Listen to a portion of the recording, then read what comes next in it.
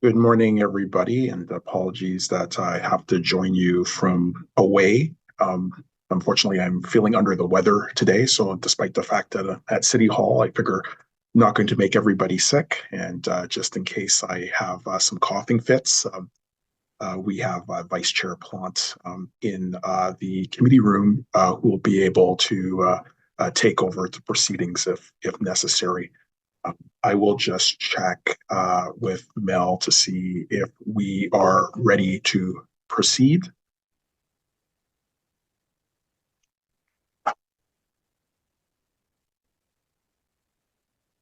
Yes, we can proceed, Chair. Excellent. Well, thank you, everybody, and thank you for your patience with me today. So good morning and welcome to the Built Heritage Committee meeting of December 10th, 2024. I'd like to call the members to order. This hybrid meeting is being facilitated through Zoom and is being held on the traditional territory of the Algonquin Anishinaabe Nation, the original custodians of the unceded land in which the City of Ottawa is located. We extend our respect to all First Nations, Inuit, and Métis people for their valuable past and present contributions to this land. Since this committee meeting is being streamed live on the Ottawa City Council YouTube channel, I'd like to remind participants to please keep your microphones muted until I call upon you to speak. For those participating here in the committee room or there in the committee room, please use the microphone in front of you and keep your computer muted. I will provide each committee member with the opportunity to ask questions or comment on each item in the order in which they raise their hand in Zoom. For panelists, the raise hand option is found at the bottom of the participants list. For those calling in, press *9 to raise your hand. The committee coordinator and I will be watching for those cues. Members are also reminded to submit any motions, visual supports, or declarations of interest in writing to the coordinator at their earliest opportunity. Although the deadlines have passed to register to speak and provide written submissions to this committee, residents can still make written submissions to council. If you have technical difficulties signing into the meeting, you can contact the committee coordinator. A reminder that if participants are having technical issues with their Zoom connection, they may call in using the backup telephone number provided by the coordinator. I haven't received any regrets, so before we proceed, I'll ask the committee coordinator to do a roll call of all members. Councillor Kelly? Present. Member Dote? Here. Member Quinn? Present. Councillor Troster? Here. Member Madigan? Here. Councillor Leeper? Good morning. Member Legault? Present. Vice Chair Plant? Ici. Chair King? We have quorum, Chair. Thank you. Are there any declarations of interest? Seeing none, are the minutes noted on the agenda for Tuesday, November 12th, 2024 confirmed? Confirmed. Thank you so much. So we will proceed with a consent agenda. The first item is postponements and deferrals, designation of the Église Évangélique Baptiste at 284 King Edward Avenue under Part 4 of the Ontario Heritage Act. There is a registered speaker from the church, so we will hold. The next item is application for demolition and new construction at 120 Juliana Road, a property designated under Part 5 of the Ontario Heritage Act, located in the Rockcliffe Park Heritage Conservation District. This item, I don't see any registered speakers apart from the applicant team.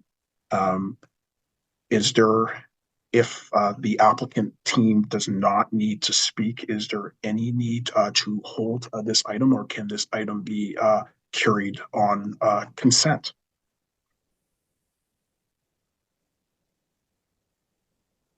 And I'm seeing nodding heads, so I'm assuming that this item can be carried on. Carried.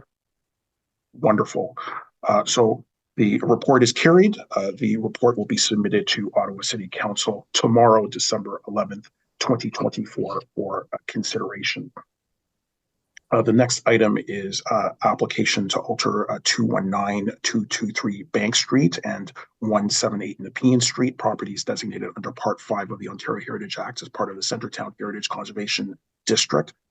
There are speakers, so we will hold that item. The next item is application for demolition at 79 Geese Avenue, a property designated under Part 5 of the Ontario Heritage Act as part of the Lower Town West Heritage Conservation District. There are registered speakers, so we will hold that item. The next item is consideration of objection to the notice of intention to designate 159 Montreal Road under Part 4 of the Ontario Heritage Act. There are registered speakers for this item. So we will hold that item. The next item is consideration of objection to the notice of intention to designate 50 Carruthers Avenue under Part 4 of the Ontario Heritage Act. There are no registered speakers. Is committee willing to carry this item? Carried. Chair, may I make a quick comment? Absolutely, and you can take the opportunity now. Absolutely. The owner at 50 Carruthers was unable to attend today, but I do want to make sure that members of the committee have seen the letter that she has written. It's attached as part of the report on this. She feels fundamentally that she will have higher additional costs as a result of the designation, and thus objects to it without some sort of compensation from the city for those higher costs in terms of maintaining it. You know, that is something that we deal with constantly at the committee. I'll continue to support the staff recommendation in favor of designation, but I did want to make sure that committee members had that on their plate before they vote. I appreciate those comments. Is that report carried? Carried. Carried. Thank you so much. So this report will be submitted to Ottawa City Council tomorrow, December 11th, 2024 for consideration. Those are the primary substantive items on the agenda, but there is also a IPD concerning the Heritage Watch List update. And maybe when we come to this item, I'd like to ask for it to be lifted just for a very brief report from staff. Staff does have an intent in the first quarter of next year to have a workshop with the heritage community and residents about the impacts around the Heritage Watch List. But we can return to that item at the end, if it's the will of committee. So let's go back to the first item, designation of the Église Évangélique Baptiste at 284 King Edward. We do have a presentation, and I think we've actually had a presentation on this item. So if it's the will of the committee, we can skip that and go directly to the registered speaker, Guy Pierre Canal, who I believe is online. Hello? Yes. And Well, you have 5 minutes. Thank you. so I wasn't planning to speak on this committee today. Just to maybe reiterate that we still oppose the designation. We think it will impede development in the area. But if the city chooses to go forward, there's not much we can do. But we want it to be noted that we're still and will always be against it. Thank you. We appreciate your comments. Are there any questions for the delegation? Seeing none, thank you for obviously putting your opinion and having your opinion be on the record. I think it's always important to note that the city staff is always willing to work with all landowners and property developers to ensure the potential for development of their properties. I think staff is responsive, and you know, I think it's important, even if you are opposed to the designation, to continue to have a productive discussion with staff about potential for the property. But we thank you for appearing here today. Are there any questions to staff on this item? Seeing none, is the report carried? Carried. Carries. Thank you so much. So this report will be submitted to Ottawa City Council on January 22nd, 2025 for its consideration. The next item is application to alter 219-223 Bank Street and 178 Nepean Street. Chair, sorry, Oh. I couldn't find my button. I did have a direction to go with the last Oh. motion. Sorry, I was having trouble pushing my button. Oh. Could So the with the staff will bring of up the- committee, can we go Sorry about back? that. That's my fault. No problem. Okay. Referencing the correspondence submitted related to this item, the need for more comprehensive development solution to the site beyond the property line of the church, while allowing for an opportunity to look at the interesting concept that would create an eastern gateway into the Byward market that would attract a more viable market investment at this corner. A collaborative process for 284 King Edward Avenue would encourage diverse developments by reducing upfront financial and procedural confusion, facilitate community-driven development that integrates heritage considerations, allow time to gauge market interest and define concepts before formal commitment, provide a realistic path for heritage preservation at this church. Therefore, as a good practice, staff be directed to work with the property owners group to develop a conservation guidance in the form of a conservation design guidelines, a heritage easement, and other appropriate tools for future redevelopment of this site in recognition of its heritage value and its location on an important corridor in the absence of formal application under the Planning Act. Merci, sorry about that. And I'm assuming staff is supportive of the direction. Yes, Mr. Chair. Yeah, thank you. Wonderful. So, I would imagine that committee is also fully accepting of this, and I think it also does reiterate, what I had said before, that I know that staff and our professional heritage staff is always really willing to work with willing property owners and applicants. So I appreciate the vice chair moving that direction. I believe our next item is application to alter 219-223 Bank Street and 178 Nepean Street, properties designated under Part 5 of the Ontario Heritage Act as part of the Centertown Heritage Conservation District. We do have a presentation on this item from staff.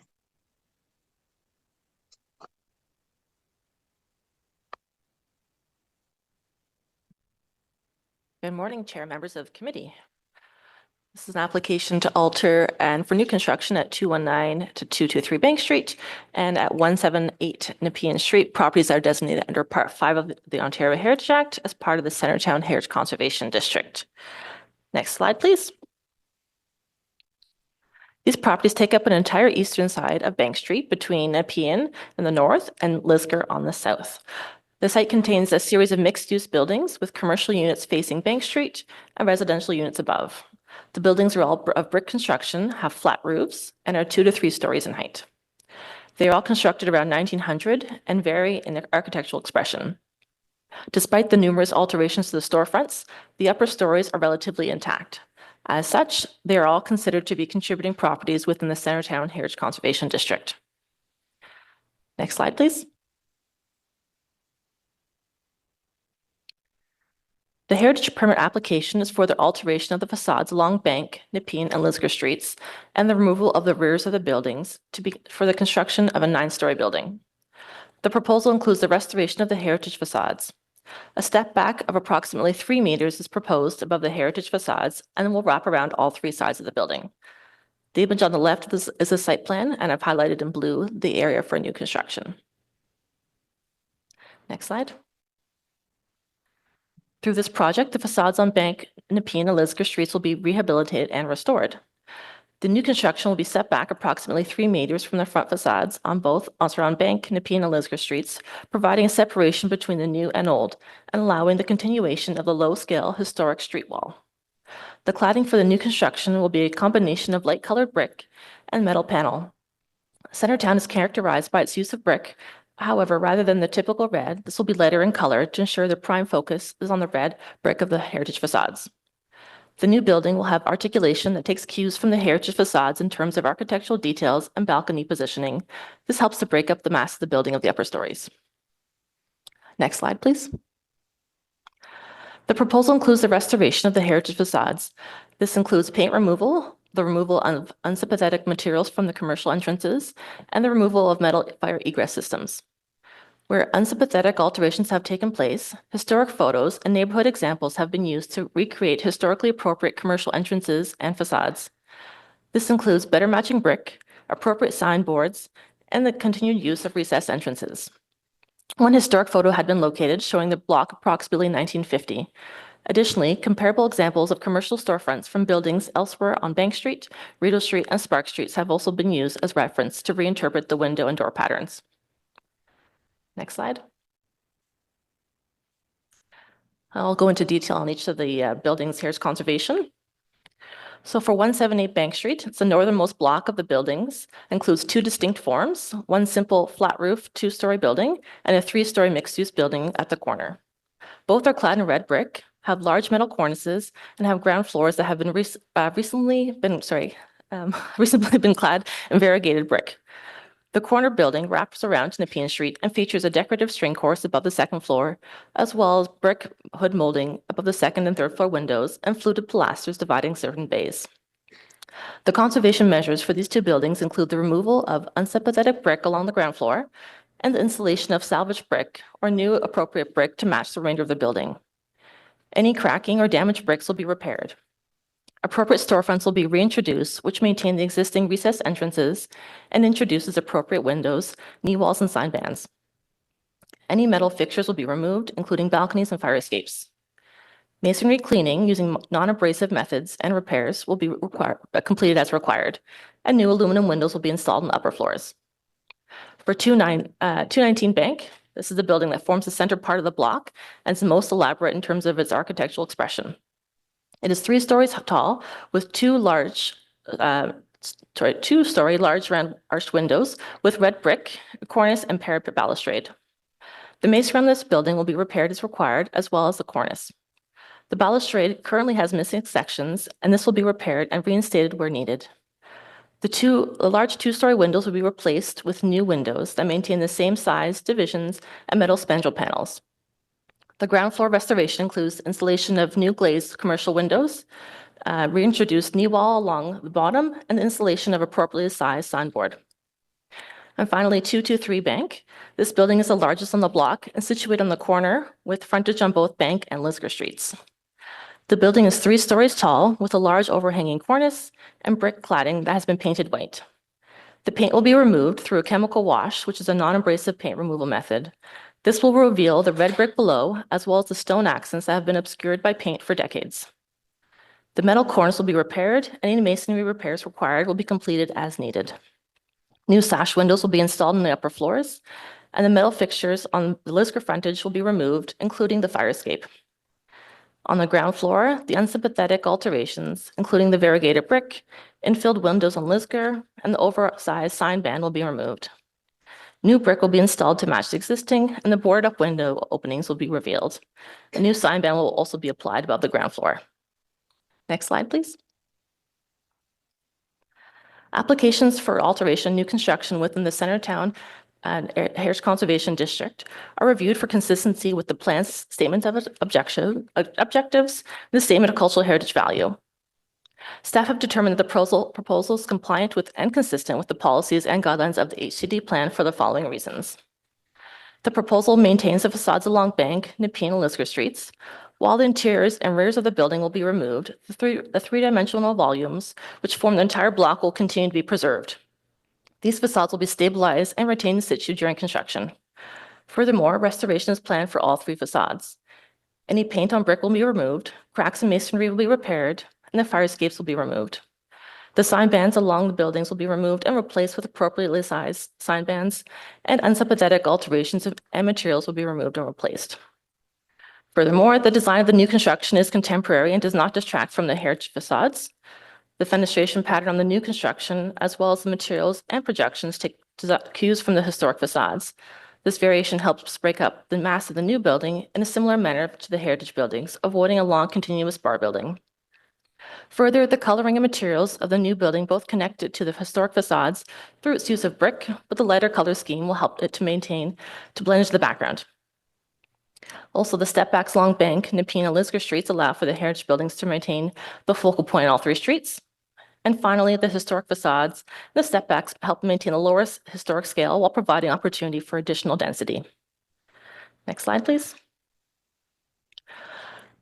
Heritage staff have recommended a number of conditions to go along with the heritage permit to ensure the conservation of the historic buildings and the integration of the new construction. I've listed most of them here on the slide. I'll just go over them quickly. The first is documentation. In order to ensure that the building is documented as its current condition, we're looking for some high resolution laser scanning, as well as detailed photographs to be included, taken by the applicant, and those will be deposited to the City of Ottawa Archives. Secondly, a shoring plan. You can see on the slide there, there's a concept shoring plan shown before the building permit is issued for the work. We'd like a finalized shoring plan to be, for stabilization, to be provided before the building permit can be issued and the work commenced. Thirdly, conservation plan. Staff recommend that conservation measures described in the conservation plan be executed. There's also a masonry facade restoration plan that should also be adhered to. This includes restoration of the brick, metal cornices, and those details. It also provides direction for elements to be altered, repaired, or replaced in kind, such as brick cladding, windows, and the balusters.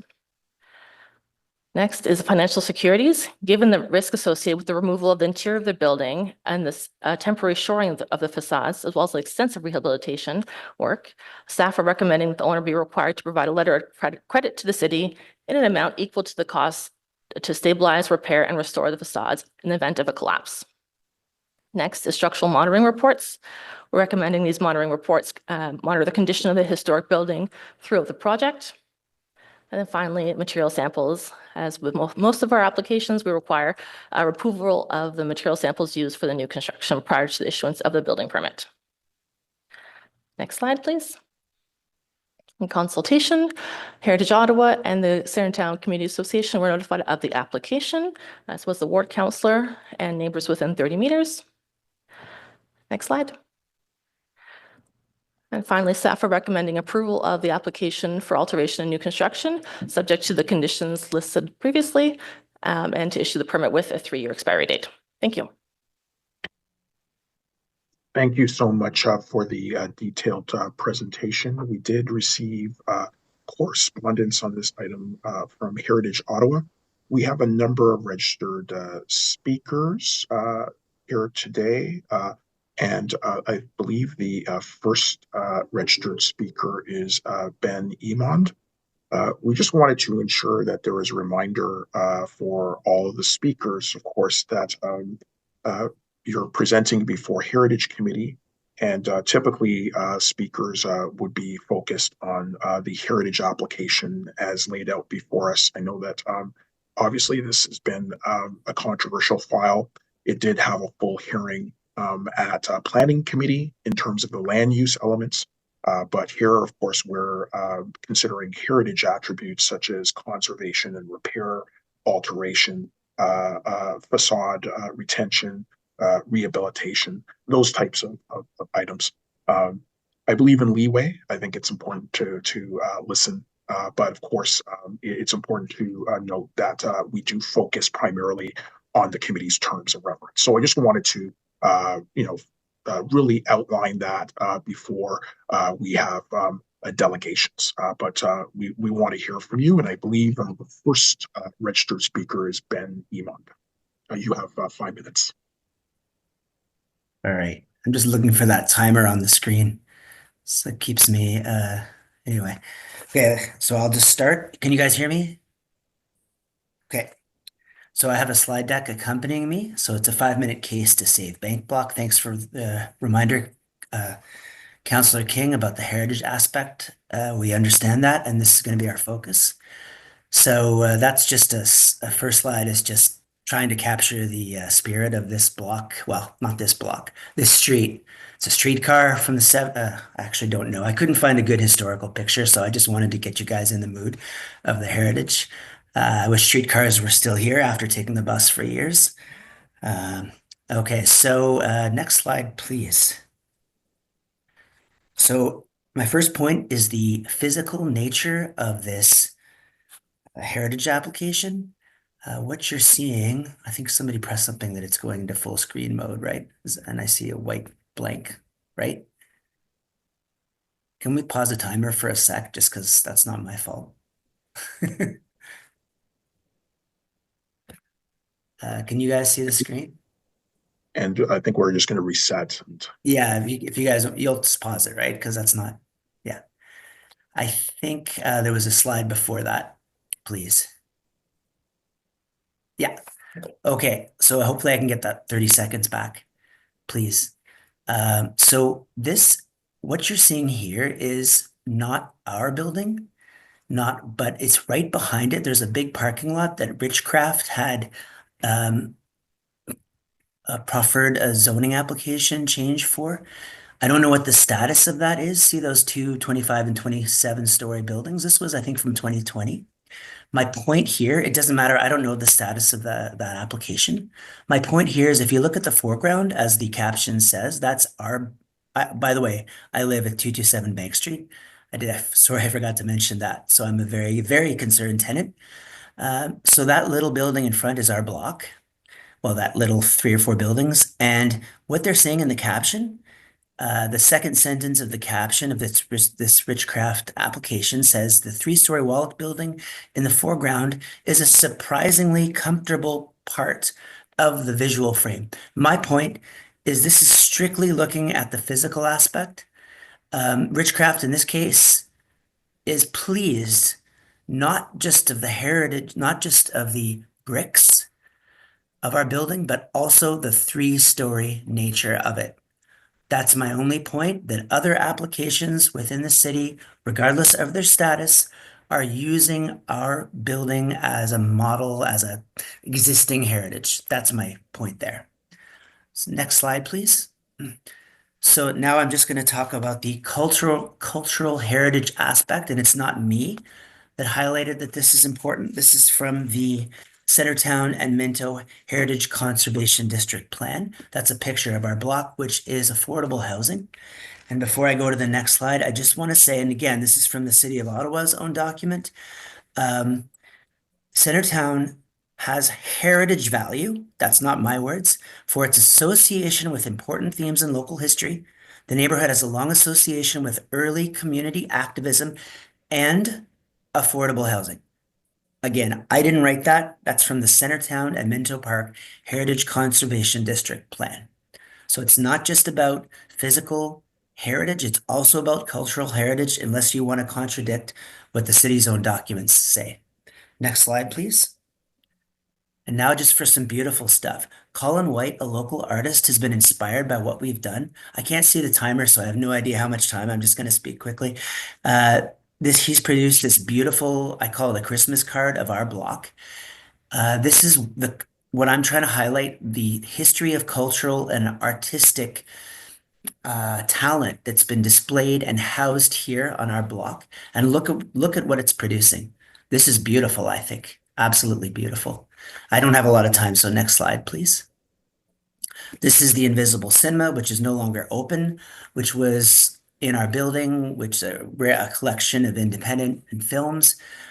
So it's not just visual art that's located here. It's also different forms of art.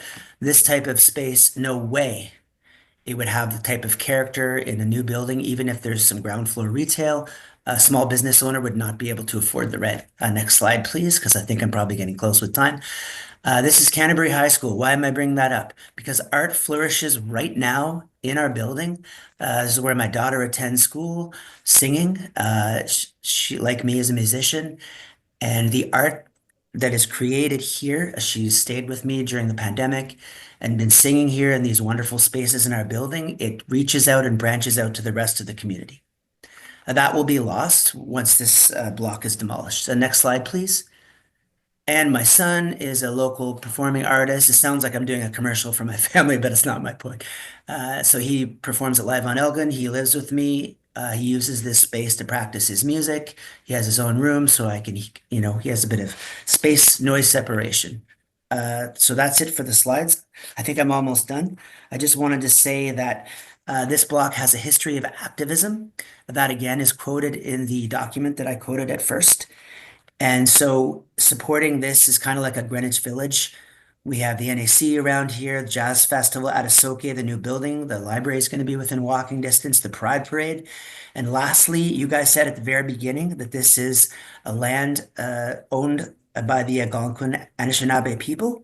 Albert Dumont, an Algonquin elder, I emailed him about this, about our block being demolished. He said, this is me quoting him, "This is truly sad and so unfair that our block is facing demolition. Land developers, along with all areas of government, have no real respect for the Algonquin host nation when it comes to money and the power it has." Were they ever asked, did anybody ever ask the Algonquin Anishinaabe people about what they would like to do with this block? I think that would be a good idea. Thank you. I hope I'm not over time. Thank you so much for your presentation. Are there any questions? And I see that member Madigan has raised his hand.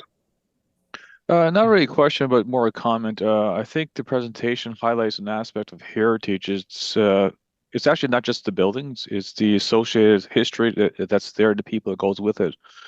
And an aspect of this block is also the aspect of diversity in our neighborhoods in the past, present, and the future. And a lot of cities are struggling with that, where too much development brings in sort of the same sort of level of people, and you lose that continuity of heritage, of diversity of people and experiences.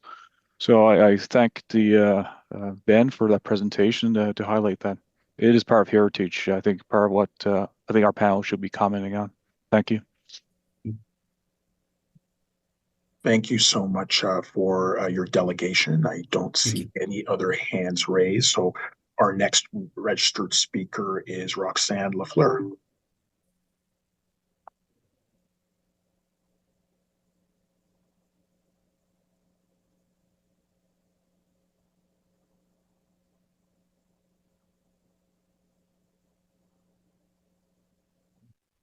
Good morning. Good morning. I'm going to talk about pretty much the same thing because brick and mortar is only brick and mortar unless there are people behind it. So I have a little story to tell you. In 1983, I moved away from my hometown in Northern Ontario to study at the University of Ottawa in the visual arts. My fellow students and I all knew about the artist studios above Wallach's Art Supplies, already recognizing the building as part of Ottawa's historical cultural heritage. At the time, there were several galleries and a good choice of studios in the area, many above storefronts like 227 Bank Street. Built around the same era, these older buildings had high ceilings and big windows that were ideal for artistic activities. I say had because many have since been demolished and repurposed into condominiums or rental units with much higher rents. When I graduated, I decided to stay in Ottawa and get to know and become part of its artistic community. I'm an employee at the University of Ottawa Library and have been for 37 years. One day, I was invited to attend an open studio event at 227 Bank. I can't tell you how excited and honored I was. I dreamt of someday having a studio like those, but the numbers started to decline, making it very difficult to acquire one, especially for an emerging artist like myself. In 2008, I helped local artist Leslie Reed move into a studio above Wallach's. When she showed me one of her rooms, she saw my eyes widen and asked if I was interested. Well, of course I was. A few months later, and thanks to the affordable rent that she was paying, she generously offered it to me in exchange for a modest fee that even I could afford. I couldn't believe my luck. The space included a sink for washing up and good natural light, and though modest in size, it works for me and is a mere 3-block walk away from my home. It is my first and sadly, most likely, my last studio away from my residence. I worry that one day I will also be rent-evicted from my home, where I have lived for the past 25 years. Finding a new studio at today's high rental rates and distant locations is far too risky for me. I'm about to retire, and I also don't drive, so I need to walk to places. My only alternative is to get rid of half my possessions and convert my single bedroom into a studio in the 500 square foot apartment that I rent, and that's exactly what I'm doing. Since they were built, the bank block walls have served to protect its diverse community members and the history that lives on. In fact, when a 2-bedroom apartment became vacant a few years ago, I seriously considered moving in to both live and work. But life got in the way and I lost the chance. I can't tell you how sick it makes me feel to think of those living there will be forced out of their homes to who knows where.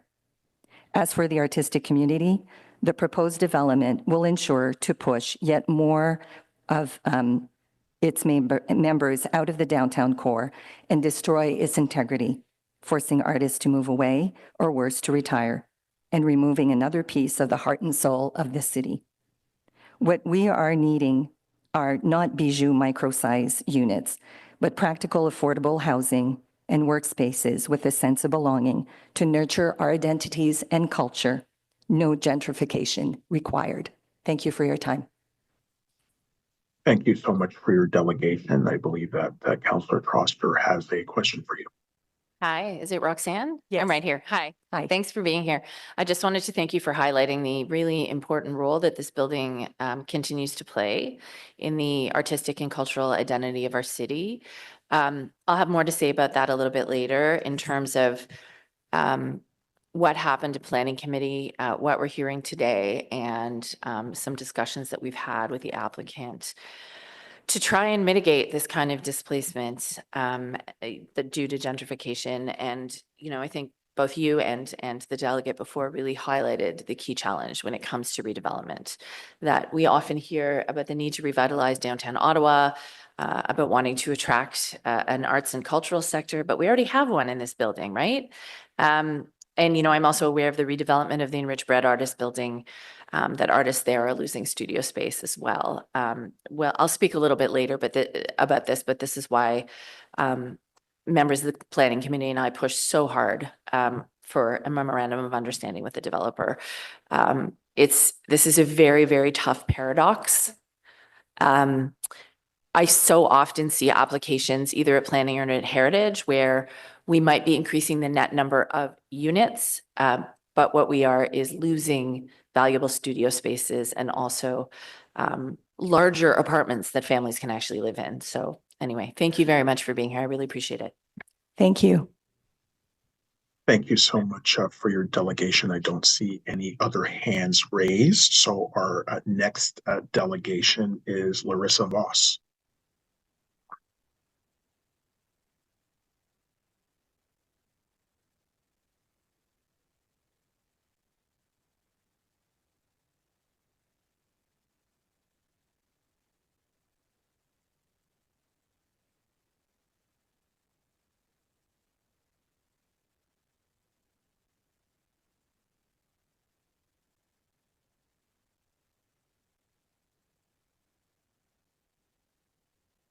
Hi, everyone.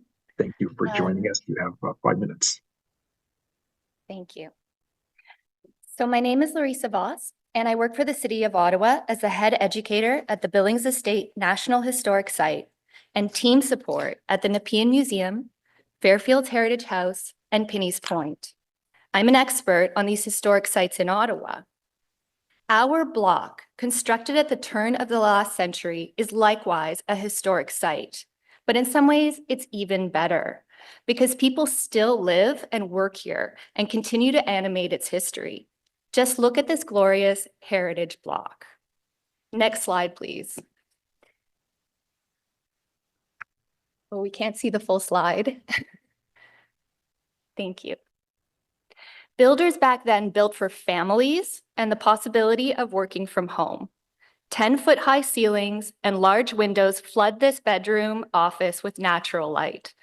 The moldings, lath, and plaster walls, radiators, and wide plank floors are all original to the Edwardian-era building.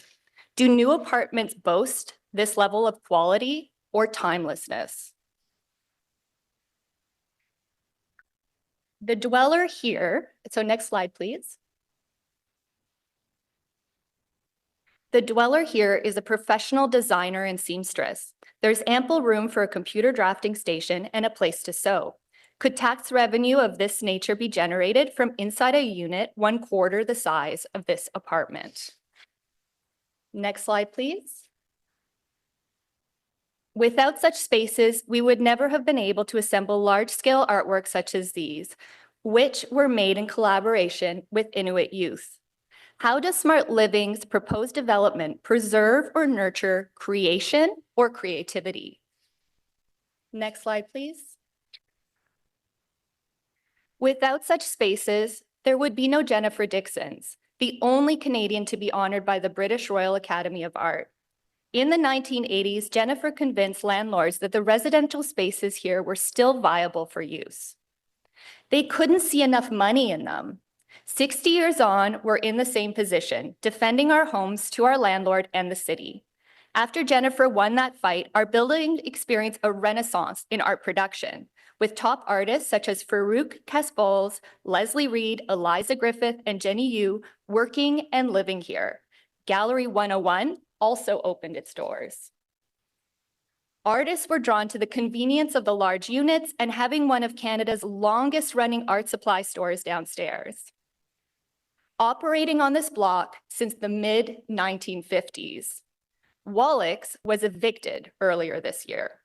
Smart Living told the press they plan to revitalize the block, failing to mention that the only reason these spaces are derelict is because they kicked these long-standing businesses out. Next slide, please. So here we see Wallach's art supply store. And there's older pictures from the 1950s as well. Next slide, please.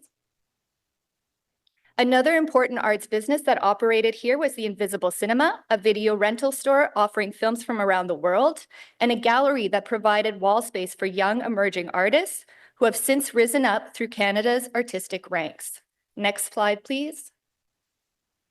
The building also attracted Michael and Kirsty Dennis, two of Ottawa's great collectors of emerging art, despite not being wealthy. Their patronage helped kickstart many careers and was only possible due to the livable rent on this block. When the majority of one's salary is not gobbled up by a greedy landlord, one can actually pay back into the community.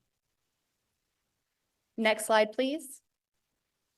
Our building also housed a hardware store and local freight agent's office. Our attic is overflowing with artifacts from these businesses. Here's a tiny selection of the receipts and documents I found from 1910. Can we afford to lose this history? Just 2 blocks north of us, next slide, please. Thank you. Just 2 blocks north of us at Bank and Laurier, a picture of then and now. This is a grim reminder of what the loss of heritage looks like. Which city would you prefer to live in? It's a choice between 2 futures, just like the Christmas Carol. But similar heritage buildings still exist on our block. It's not too late to prevent the same mistakes. Next slide, please. Why not use the unoccupied spaces in the middle of our block to renovate 25 new apartments? Increase density, decent profits for Smart Living. The tenants living in the flanking buildings would remain unaffected and herald Smart Living as heroes of ethical development. And the rich history and beauty of our block would remain intact. Heritage is about what happens inside a building, not just its facade. Please choose very carefully today. The ghost of heritage past is watching over your decisions. Thank you so much. Thank you so much for your delegation. Are there any questions from the committee? Seeing none, thank you so much for your Thank you delegation. so much. The next registered speaker is David Jeans. Thank you, Chair. I hope you can hear me all right. I'm speaking personally here. I've had an involvement with the whole of Bank Street for many years. In fact, back in 2017, I contributed to a documentary on Bank Street by Hallie Cottenham, which covered the whole street from the North End down to the Queensway. And this year, I've also had discussions with Guy Kenneville about the heritage of this, even of this particular block. I also have given a walking tour in the Centretown Heritage Conservation District for a Heritage Ottawa event. I want to talk about the context of this facade that's to be preserved. I view it as particularly important, its location. It's only a block from the north end of the Bank Street HCD, so it almost acts as the gateway to the HCD as you come down Bank Street from the north. And the block is particularly important because side of Bank Street, which is the Carisbrook apartments and other buildings of similar vintage and height and materials is also intact. So you have a whole block with a traditional turn of the last century streetscape quite prominent. Talking about Wallach's, obviously the major landmark on this block, and I greatly regret that Wallach's was evicted. I'm at least glad that they've found a new but smaller location within the HCD, not far away. And I'll mention that my wife has been a customer of Wallach's ever since we came to Ottawa nearly 50 years ago. Some characteristics of this block are particularly important. The centerpiece, of course, was the facade of the Empire Picture Theater in 1915, and those big windows, which actually at that time, 1915, were billiard rooms, are very typical of the entertainment places that were built at the turn of the last century all over Ottawa. And it's a survivor, maybe one of the better survivors of that type of building. Another example is the Stapleton building on Bank Street, which also had a cinema below and billiard rooms above. The Norway apartments on the corner, although they were the last addition to this block, certainly an interesting building, 14 apartments, and some names that were associated with that address over the years include Ben Stapleton himself, the theater impresario who appears in the 1923 directory, and George Crane, the building contractor, who's of particular interest to me because George Crane built Lisgar Collegiate. I want to finish by just mentioning that in the recommendations is a shoring plan. I think that's particularly important, not only because of the risk of damage to the facade during the redevelopment. It must be shored up and supported properly. We've seen some quite unfortunate things happening, for example, to the facade that we lost a good part of at Somerset Street, Somerset House, not far away. But also it's very important, as is indicated on some of the diagrams in the attachments, to protect the foundation and structure of the designated Bible house next door, because it abuts directly against this development. So the excavation could put that heritage building, only designated this year, at considerable risk. So I think it's very important that this facade be preserved, although I don't particularly like facadism. I think that given the realities of development, the proposal and the recommendations from staff are a good approach to preserving this important block. Thank you very much. Thank you so much for your comments. I believe that Councillor Troster has questions. Hi, David. Thanks for being here. I really appreciate your perspective. A lot of the delegates who are here today who are speaking of the building's heritage attributes are asking us to not accept this application. Heritage Ottawa is supporting it. Is that because the facade is being preserved?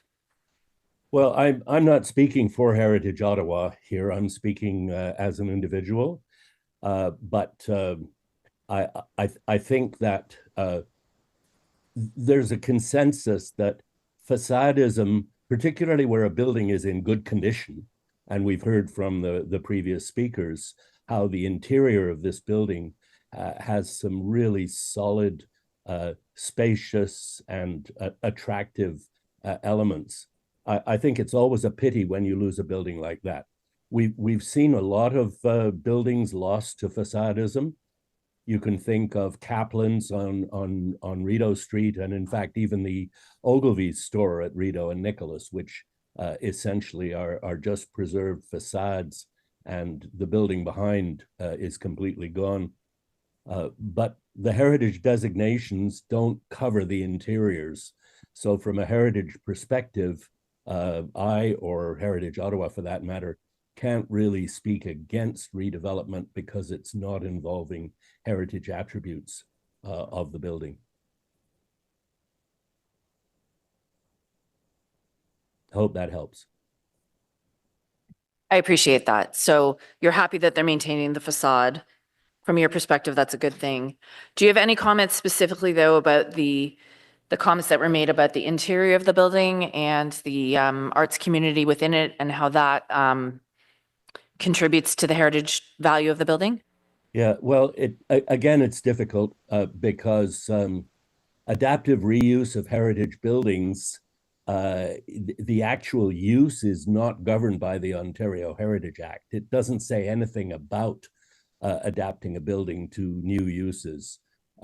So, I mean, again, my personal perspective here, it's unfortunate that the important, particularly artistic uses of this property, and as I said, you know, I'm very familiar with Wallach's because my wife has been a regular customer there, and we've certainly seen the significance of the building to the arts community. But again, unfortunately, the Ontario Heritage Act doesn't require that the use be continued.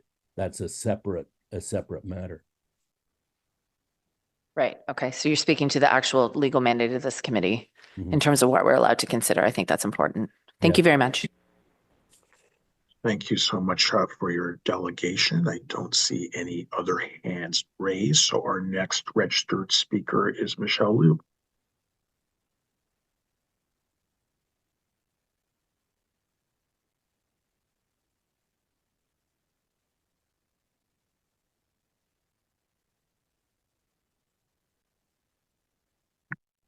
Morning. Good morning. Thank you for joining us, and you have 5 minutes. My name is Michelle Liu. I am an artist and a PhD student in architecture at Carleton University, and I'm here today to talk about the impact of SLP's proposed development on artist communities and the ecology of art spaces in Ottawa, past and present. The approval of the proposed development will not only mean the loss of richness and diversity in the city's architectural and urban fabric, but the loss of one of the most significant sites of art historical value and cultural heritage in the city. And for this reason, I urge you councillors to vote no. Rakan Abushar, the COO of Smart Living Properties, defended the project in March 2024, stating that they, quote, recognize the neighborhood's importance to Ottawa's arts community and announced their goal of, quote, turning the area into a true community space. Smart Living Properties statement reveals a profound misunderstanding of artist cultures, institutions, and ties to community and represents a violent erasure of people's histories and communities that already exist in the Bank Block apartments. In reality, the proposed development will destroy a culturally significant place in the history of Canadian art, while forcibly removing people from their homes, studios, and spaces of life-making. Heritage and cultural value lives beyond the facade. As an artist who studies spaces, I see in scholarship, works of artistic production, and the voices of tenants how heritage and cultural value exist in the rooms, interiors, social relationships, and stories that are inseparable from the people who call a place home. For decades, the Bank Block apartments have functioned as a hub for artists, writers, filmmakers, and cultural workers, and have housed cultural spaces pivotal to the history of artist-run centers and the evolution of contemporary art in Canada. Artist studios, live workspaces, exhibition spaces, Wallachs, and important artist-run centers like Gallery 101 and Invisible Cinema and Worm Gallery have operated in the buildings SLP now wishes to demolish. In Ottawa, the Bank Block apartments represent a unique and irreplaceable local cultural asset, and one of the few remaining spaces still accessible to artists. Today, artist-run centers, studios, and community-controlled art spaces in Ottawa are disappearing. Displacement-driven developments focus on the maximization of profits by any means necessary, such as the one we are discussing today, directly contributes to this loss of secure, safe, and affordable spaces where artists and tenants can live, work, and remain rooted in the communities of which we are a part. So far, 3 practicing Ottawa artists, Ginny Yu, Elisa Griffiths, Farouk Kaspoulis, have already been pushed out by SLP. The proposed eviction of the Bank Block apartments would mean a rupture in the lives of a community of artists and tenants, the loss of homes that currently support creativity and life, the erasure of significant art historical and associative value protected under Ontario Regulation 9/06 criteria S27(3)B of the Ontario Heritage Act. This regulation highlights the importance of living expressions of cultural heritage, associative and contextual value currently stewarded by tenants and artists of Bank Block, who exemplify how living architectural heritage is created in the daily rhythms, social relationships, and cultural practices that link history to the present. UNESCO's understanding of intangible cultural heritage, defined by a basis in community, reflects this living quality of heritage value. Heritage architecture is therefore much more than the simple preservation of a facade. The real value in how a building in its wholeness is given life by the people who call it home. If permitted, the destruction of Bank Block will mean the loss of a living cultural heritage resource for art, architecture, tenants, and working class communities, and will contradict the city's intention to, quote, create spaces and places for culture to live, grow, and innovate identified in the official plan. Artists' cultures and histories are irreducible to what SLP's Roland Gordon has boasted as, quote, an artsy feel. SLP's vision of an art space without artists, of studios and exhibitions made through the demolition of artist studios and the eviction of tenants, is an emptying of artistic, cultural, intellectual value, and the literal gutting of artist infrastructures and community life. We can prevent this. The only sensible option is to vote no. Thank you very much. Thank you so much for your delegation. Are there any questions? Seeing none, thank you so much for your very informative delegation. The next registered speaker is Julie Ivanoff.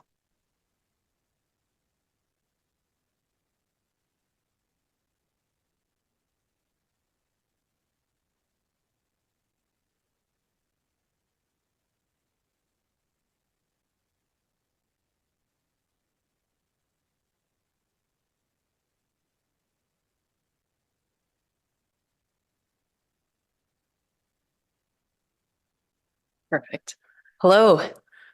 My name is Julie Ivanoff. I am an architecture student pursuing my PhD in architecture, and I'm also a resident at Bank Block. Now, I remember the first time I saw a historic building facade preserved for new construction. I was standing at Bank and McLeod, watching a mechanical hand pick apart the existing building on that site. I didn't even know such a thing could be done.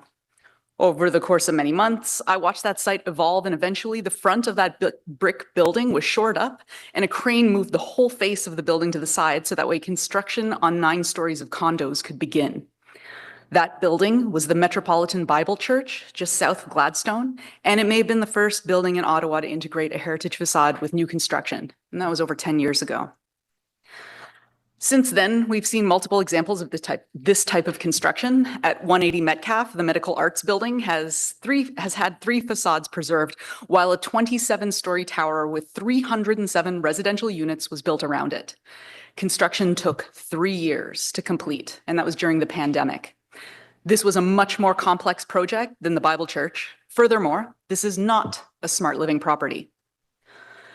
This project on Bank Block may be the most complex heritage project overseen by private investors. It covers 4 heritage facades across 1 block of Bank Street. It's significantly larger than the previous projects I mentioned. This project is bigger than 994 Bronson Avenue, a smart living project where 1 house was demolished to be replaced by a 3-story building. Construction started in 2022 and it's still under construction. That's 3 years to build 1 3-story house from scratch. The proposal on Bank Block has 9 stories. It's larger than 229 to 247 Beechwood, where 5 existing buildings in this Heritage Conservation District have been vacant since 2021. This is a smart living project that was denied approval twice because it has, quote, not been designed to preserve the cultural heritage values, attributes, and character, end quote. Where are the tenants that were living in those 5 buildings? They could still have homes if it wasn't for the poor business practices of smart living. This project is also even more complex than 92 Hinton. This smart living project involved demolishing 4 houses to be replaced with 194 units. That's almost half the units proposed for Bank Block, and this project took 8 years to build. In fact, just recently, we learned that Smart Living has defaulted on the mortgage for this building, a building that's supposed to be their flagship for Dwell. To quote the Ontario Superior Court judge, quote, "There is no dispute that the loan is in default. It matured on June 1st, 2024 and was not repaid. Approximately $2 million in interest is now owing," end quote. Also, the municipal property taxes on the Hinton properties have not been paid since 2023, and $500,000 is owed. They said that they used June rents to pay some of the balance, but the city says they paid less than $20. Only last week, we heard Smart Living say that providing 11 units for existing tenants of the 263 units that will be built on this block was not financially viable. A condition for heritage approval is a credit report from SLP. How can Smart Living be trusted to commit another massive building project while also having one of their largest developments seized due to non-payment? Are we meant to bet our homes and our lives on this?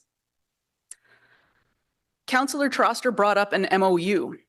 The MOU does not include the necessary elements to protect the tenants on our block. It does not provide security against displacement and homelessness. It also undermines both our organizing work and the legal processes we are currently going through at the Landlord and Tenant Board, pressuring us to accept a deal which displaces us before we even have a chance to make our case at the Landlord and Tenant Board. Moving out in February, 2 months from now, is not helpful to anyone. In the context of this MOU, the only way to accomplish that would be by means of adequate provision for relocation assistance. Without this, the right of first refusal is not meaningful. This MOU's provision for relocation assistance is insufficient to protect the tenants on our block. Once $20,000 runs out, what are we supposed to do? And considering that it could take way more than 8 years for this project to develop, or perhaps left vacant as is, we have a lot bigger problems to consider. So I urge you not to approve this project and to look into the background and the business practices of Smart Living before you make your decision. Thank you. Thank you so much for your delegation. Obviously, the focus was on also financial concerns rather than heritage attributes. However, we provide some leeway at this committee. I think you do have a question from Vice Chair Plant. Thank you so much. Chair, if you'll just indulge me for a second. I just wondering who in staff could get me some information about these financials that were presented, only because I have about 60 smart living projects in Sandy Hill and Lower Town, and this could be a huge this is a huge red flag if this is true. So I'm just wondering who I need to follow up with on this. Chair, Legal Services can provide that information to members of council. Thank you. Can I get that like within the next 2 weeks? Yes, Chair. Okay, I appreciate that. Thank you, Chair. Sorry about that. No problem. Thank you. I don't see any other questions. So thank you so much for your delegation. The next registered speaker is John Bergeron.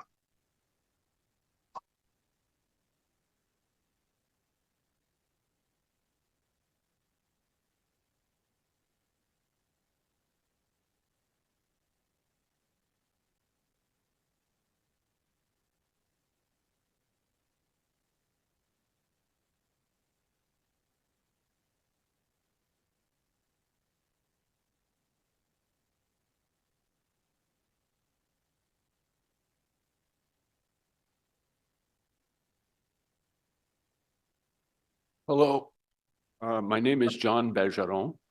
I live at 178 Nepean Street. I've been there since 1981. I said all this about a week ago. I work for the Bank Street Promenade, and I have a folder here of all the information my father and I received about working for the Bank Street Promenade, BIA. I worked for Michael Behrens. He was the president of the BIA at the time. And we did the Stars of Bethlehem. We did the sidewalk sales, the Festival of Spring, and anything else that the merchants on Bank Street wanted us to do. There was the Friendly Corner across the street from where I live. George was the owner of that, and he knew my father for years. And that was the rendezvous place during the breaks from doing this seasonal work. My father helped me get that apartment and move in there because it was a good idea, because Michael Behrens' office was just down the street on the other side of Nepean. 177 is right across the street from 178. It's down a couple. It's called the A-Chord building. I forget exactly the number right now. Anyway, I don't think that you should vote yes to this, because I've been going over the architectural plans for smart living. I think it's in its second revision, and shoring up the facade, they call it, isn't gonna really work. And I've seen the results of this approach, as mentioned by another speaker here, at Somerset House. That was a complete failure. They wanted to hollow out that building to copy something that went on in Hull in the nightclub scene. And they thought by hollowing out the building, it would all work. And this is just a complete failure. Plus, there's the other corner of Lisgar and Bank. There's a vacant lot there where there was a place called the Internet Cafe. It was a pizza place. It was only all a one level thing. And Wings and Philly was a restaurant down the way that we all used to go to for breakfast. It's a vacant lot, and the sign is still up there, Gary Shaker, and nothing's been done with that since 2017. And there was a billboard up about spaces to rent available for 2018, before anything ever happened to it. Now it's just a hole in the ground. Also, I'd like to mention that there is talk of a MOU, and no one asked me about it. Why would I want to move out In winter, we have a hearing at the Landlord and Tenant Board in March. Why would I move out before that? What is 20,000 going to get me? Maybe a year's worth of rent? I'll be homeless after that? How is this MOU helping us at all? It's worse than what Smart Living Properties offered us a month ago. Don't be fooled that this helps any of us presently living there.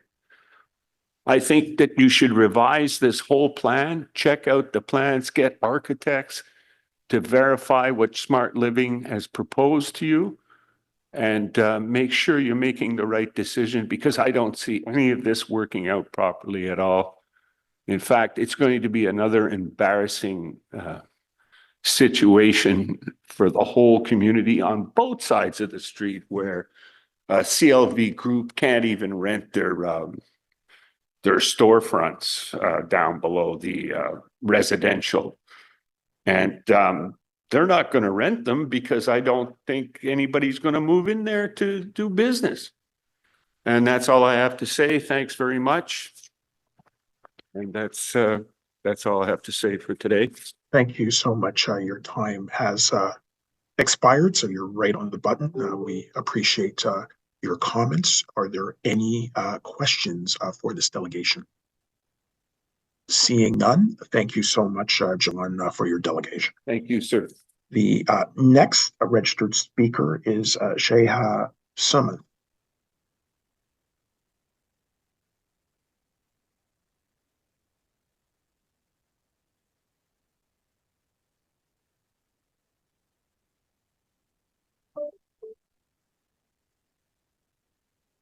Good morning. Good My morning. name is Sneha Suman, and I'm a PhD candidate at Carleton University and an intern architect. Today, I will speak to Smart Living's track record of purposeful neglect, disrepair, and poor construction before, during, and after development that makes them ill-equipped to take on a heritage building of this significance. Next slide, please. Smart Living has limited experience with heritage designated properties. This committee is aware of this. Their development application on Beechwood Avenue has been denied by the grounds that it did not preserve the cultural heritage values, as discussed by other speakers. In this application, SLP is tasked with the restoration of the exterior brick and exterior finishes, decorative metal and brick trim keystones, parapets and roof balustrades and windows. These buildings, which fall under Part 5 of the Ontario Heritage Act, hold over a century of meaning and memory for the city and have stood the test of time. This designation reflects its cultural value to the city, which has already been said is much more than just a facade. The heritage value of this block extends from the exterior into the interior, which contains beautiful wood windows, hardwood floors, a painted ornate tin ceiling, cornice details, and elegant staircases, capturing architectural styles from the late 1800s into the 1900s. Next slide, please. The October 2024 Heritage Impact Assessment Report states, quote, "Currently the buildings are vacant with shabby storefronts or boarded up. The Wallachs building, a traditional anchor for the city's art supplies, has relocated," end quote. In reality, the Wallachs and other storefronts have been evicted by SLP, and the space is pushed into disrepair. Construction tests done by the applicant has left debris within and outside the storefronts. Next slide, please. The real story of the outside is just a glimpse into the inside, and many tenants can account to how after SLP took over the building, its conditions have significantly worsened. Since SLP bought the properties, they have not responded to chronic repair needs and have taken months to make life-sustaining repairs. This does not just impact the tenants, it degrades the quality of the building. Next slide, please. Of these, the most evidently damaging to the heritage material of the building is chronic water damage. These are images of one of the artist studios where the artists had to move out because water was raining down onto their work due to a neglected roof. Next slide, please. You can press the play button at the bottom of the video. Okay, well, this video shows water raining down from the roof, and the artists have tried to collect this water in buckets. Over time, the water leaked through the floor of this artist studio into the Invisible Cinema building. This is just an example of how bad water damage is to architectural material. I'm happy to share this video with anyone that is interested. Next slide, please. In another unit on the block, the applicant has neglected water damage for over a year, forcing the tenant to move into another unit after the wall behind her washroom started caving in. And we went in there yesterday. They to date have not addressed this repair, and the tenant is still living in another unit. Next slide, please. Another significantly worse example of neglect is Smart Living Properties Osgood Street properties in Sandy Hill. These were rooming houses acquired by SLP in 2020, after which years of neglect followed, as the applicant used harassment, threats, and disrepair to evict tenants. After one rooming house was protected from the renovictions solely due to tenant organizing on Osgood Street, the adjacent rooming houses were renovated, but neglect in this one rooming house exacerbated and continued. Next slide, please. The leftmost image is also a video where you can just see water pooling on the floor. Again, really harmful to obviously the tenants, but also the building material. This example of Osgood Street is really well known in Ottawa. The living conditions were deplorable: broken windows, broken stairs, broken plumbing. The stress of evictions and unlivable spaces placed unending harm and life-threatening conditions on the tenants.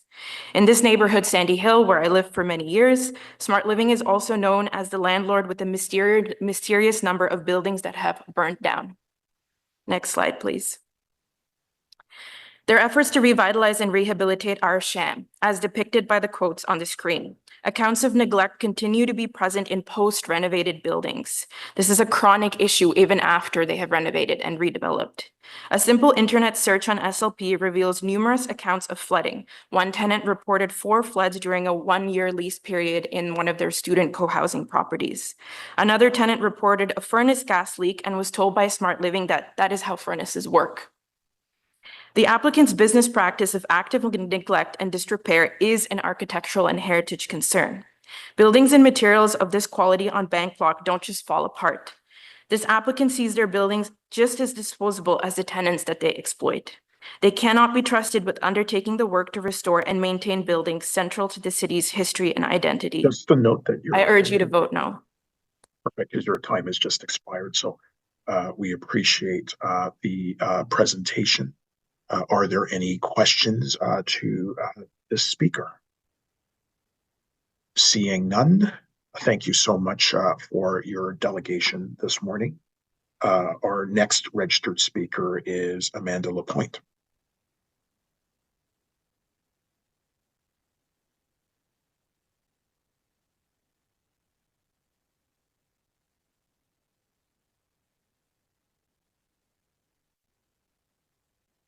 Hello, thank you for having us. My name is Amanda Lapointe. I am a lifelong resident of the city of Ottawa, and I was inspired to enter the field of architecture by my love of this city. Some of my earliest memories are of red brick houses I'd see from the backseat of my mother's car. I have 2 degrees, my first in architecture conservation and sustainability, my second a Master of Architecture Studies, where I wrote my thesis on the ethics of adaptive reuse. I have worked for over 8 years as a public servant, 5 of which as an architectural advisor with the NCC's Heritage Program and Federal Approvals team. I currently work in real property, though I'm speaking as a private citizen and not on behalf of my employer. I understand the challenges of designing with an existing structure. I know the questions of material compatibility, accessibility, egress, fire ratings, and the plethora of other code compliance intricacies these projects present. I know that it is far simpler to work from a blank slate. I know this challenge well.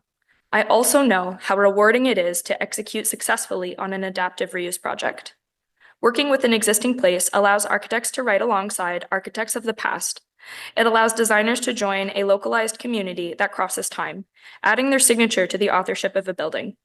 This opportunity should be treated as among the greatest available to an architect, as it is a great privilege to continue the story of an existing place. To do so successfully, the design is predicated on respecting the existing place for its inherent value, acknowledging the successes of the past, and enhancing the place for its future. Modern heritage scholarship implores us to look beyond the material characteristics of a site when considering its heritage value. UNESCO's new definition of intangible heritage aims at conceiving of heritage as a symbolic and living space to be appropriated by local communities who are the bearers of a collective memory. I've heard the architect's arguments for how difficult it would be to preserve the material of the existing structure when adding more floors. I recognize the temptation to pivot with facadism. With all due respect, I think the focus on material preservation misses the greatest value of this place, the value that has been championed by the tenants of the building. It's not the wood windows that the tenants love. As much as I may love the exterior brick, I can't say with confidence that it's the brick the tenants love. It's the quality of the light in their living room. It's the spacious arrangements of their apartments. It's the affordability. It's the dignity this place gives them to live their lives. If the architect were to gut the building, installing all new assemblies of modern materials in the exact forms of the original, would the tenants miss the plaster walls, wood windows, dark brick? Maybe, but I'm sure the loss of tangible heritage would be far, far less than the loss of the intangible heritage should their home be replaced with a 220 square foot micro apartment. The architecture profession and title of architect carries with it the expectation of designing with integrity. There is a moral and ethical obligation to design spaces for people. In the case of the bank block, this must include the existing tenants should the architects wish to preserve the intangible value of the site. To propose hundreds of micro apartments as a solution to the housing crisis compromises on the very duty of the architect to design places that ensure people can thrive. To design in this manner is an insult to the profession. It is an insult to the housing and affordability crisis. This is not meaningful intensification. This is taking away our pastures, putting us in a coop, and leaving our most vulnerable outside. Is this really what we want for the future of our city? Is this truly good heritage conservation? Where Nuff aims to do great by smart living properties, they are failing to do good by the tenants of this building, current and future. The material preservation of the facade fails to uphold the most important values of this place. The design as a whole fails to center the people that give this building its meaning. If we as heritage practitioners accept facadism as appropriate in preserving this place, we are repeating past mistakes and decidedly unmodern in our approach to heritage conservation. I ask the Built Heritage Subcommittee to demand better of the designers and developers of this project, and I implore them to capture the true heritage value of this place in the next iteration of their design. Thank you. Thank you so much for your delegation. Are there any questions? Seeing none, thank you so much for joining us this morning. And I do believe that a number of consultants and architects are available from the applicant team. Since I'm not in the room, I just wanted to ask whether they would be making a delegation this morning. I don't have a mic with me, but we do have some people on. I'm with Planning and Design, Lisa De La Rosa. I'm here to sort of help coordinate with the people that we have online. So I'm not sure if they're able to get into the room. So, sorry, Lisa, did you want to come to the mic to explain this? Thank you.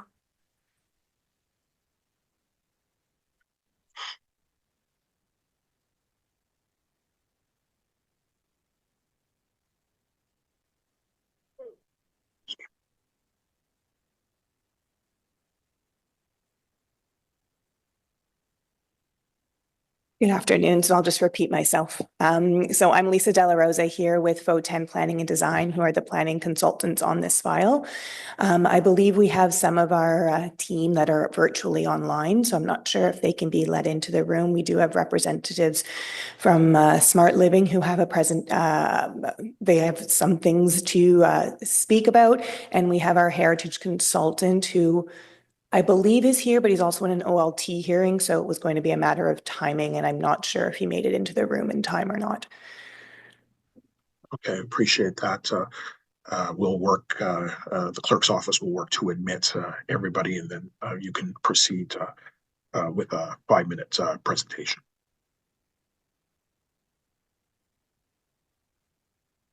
Chair, I can confirm that everyone that we have online has been promoted.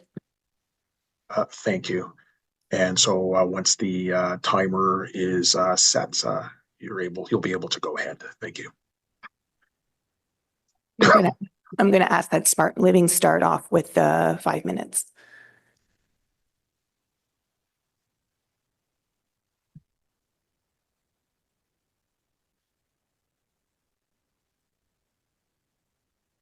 Hello, everyone. Can you hear me? I can hear you. Okay, perfect. Sorry, this is Mashid Madai. I'm joining from NEF Architects. So just wanted to mention that I'm online.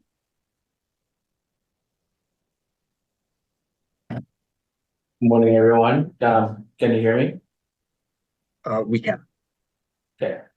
My name is Roland Gordon. And I want to speak on behalf of the project, on behalf of the Smart Living Properties and the developer.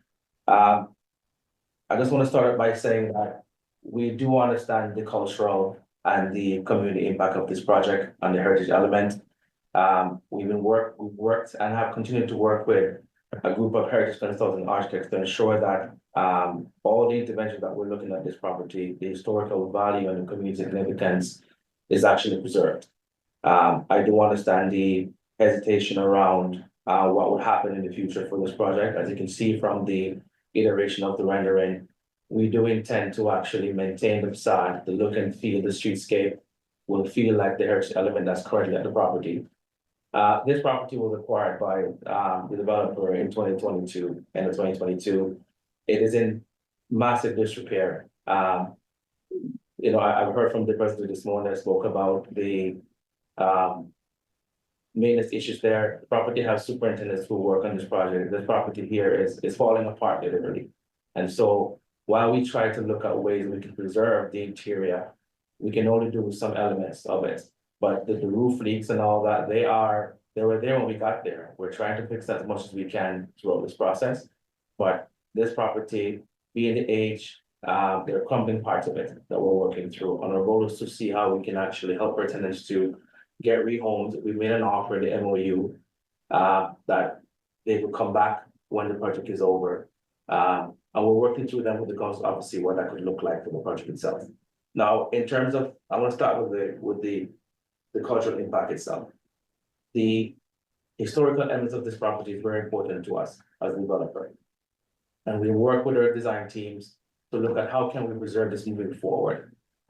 We know the facade will maintain it and everything, but from the significance of the property, there's a lot of elements to it that we want to make sure we preserve. So we're looking at ways and looking to work with the BIA and how can we look at adding additional historical elements of the building. It could be from placards, could be a room, but also from the artistic element of the community as well, what we can add to the property. One of the things that we've been working on now for a few months is a dedicated art space. This is something that we have the space available. We're just looking to see what that build would look like. And this is something that we plan on working with the BIA and Michael from Wallachson as well. We also look at how can the community actually be engaged on the property from an art standpoint, you know, looking at open houses, working with the local artists, see what that would look like. But we are looking to find a way with this new revised development to maintain the essence of the property, essence of the area, ensure that those who live there, those who are going to be living there later on, can truly enjoy the space and truly feel pride and gratitude for what Centertown actually has to offer in its elements. There's no way we wouldn't sit there and tell you that we don't hear we hear the thoughts. We can see where everybody's feeling about this, but we believe that this project not only add density to the area and more housing options, but also we believe by revitalizing the streetscape and a nice renewed look of the property, but also something that's structurally sound that we can actually add and preserve that heritage element moving forward on. The amenity space is also would add some elements to it. So outside of the regular housing elements, you know, the art studio, the local front facade with the retail spaces, these are areas that we have to work with local artists as well. They can come back to if they want to have a storefront. We'll work with them to ensure that we can make this happen. But this property here, we expect to be an anchor for Centertown in terms of preserving what the history has been like, but also adding some new aspect as we look towards the future.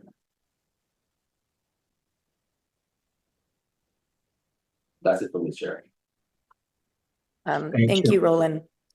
I did just want to mention from a planning approval process, we are still within our site plan and we are working on some of the public realm elements of this building, including potentially some murals and working with community benefits, knowing there's going to be community benefit charges coming forward and potentially looking into how we can incorporate those into the site planning approval process as well. Appreciate all those comments. If there are no other comments from the applicant team, I do see that Councillor Troster has her hand raised.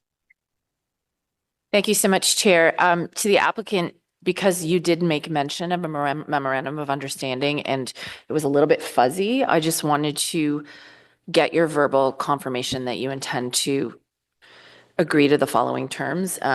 Folks may not realize, but when this file came to Planning Committee last week, the committee elected to refer it to the council meeting tomorrow in the attempt to get a better agreement for tenants who do choose to move out of their own volition. There's no obligation for them to do so. So there were two options that are spelled out in the MOU. I would just like verbal confirmation that you agree to them. Option one includes a first option to lease or the right to return. It maintains the financial provisions from the original memorandum of understanding. So tenants will receive a cash benefit of $20,000 upon moving out with an additional $500 for moving expenses, a moving truck, and relocation cancel. Legal current tenants will have the first option to lease, returning to the property in a similar unit. And that means keeping their current rental rates subject to provincial guideline increases, so no above guideline increases for a period of 10 years. And then option two, should a tenant choose not to return, they're being offered a cash benefit of $30,000 as well as $500 for moving expenses, a moving truck, and relocation council. Are those the terms that you agreed to? Confirm, Councillor. Okay, thank you. I just want to get that in the record. Thank you so much. Are there any other questions for the applicant team? Seeing none, thank you so much for your delegation and your availability today. That concludes the people listed on our registered speakers list. The next item, comments and questions for staff.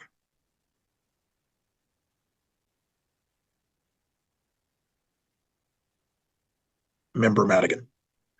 Question for staff. As part of sort of the briefing to, I guess, council, did you get briefed on the sort of greater context of the cultural significance of this block and what it contributes to the cultural value of the city?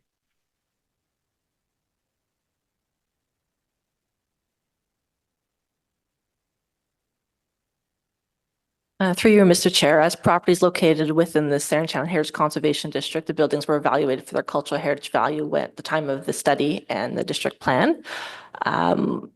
As mentioned earlier today, I guess today, this morning, the Ontario Heritage Act under Part 5 really only looks at the exterior of the building. So we're looking at the preservation of exterior elements, not the interior. So the interior is not really within scope for what staff are looking at, as well as the use.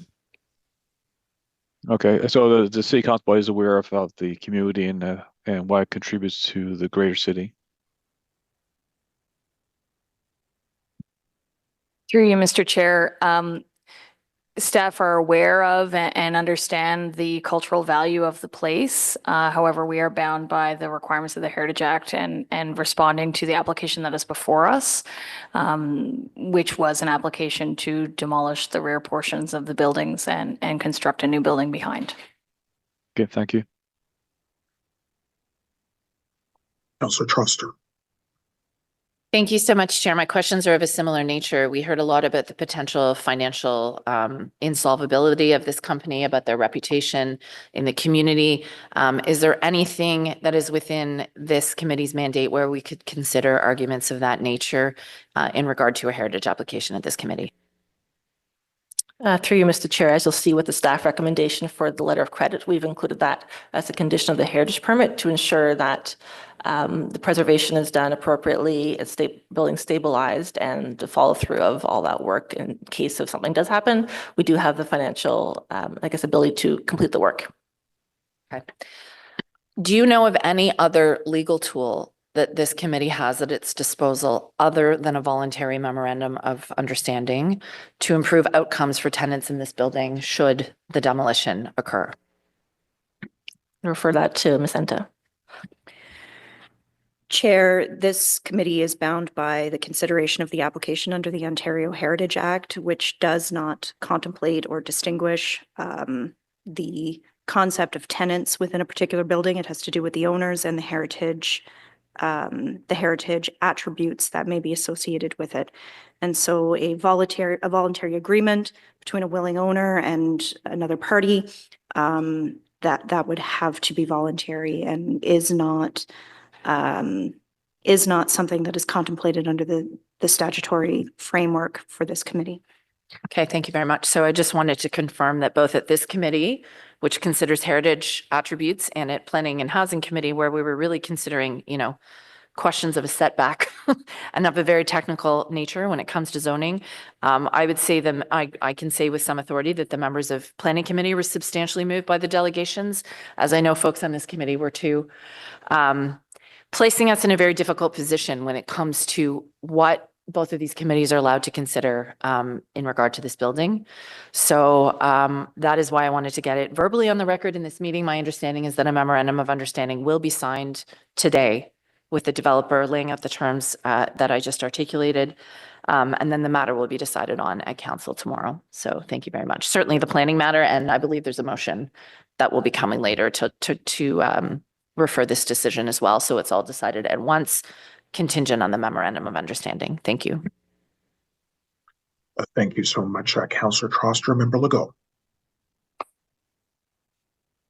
Hi. I'm mostly curious about how we got here. So is the form and massing not considered part of? It's really just the exterior facades. There's nothing for these heritage buildings about the form and massing and retaining them. Through you, Mr. Chair, the plan speaks to retention of a three-dimensional volume.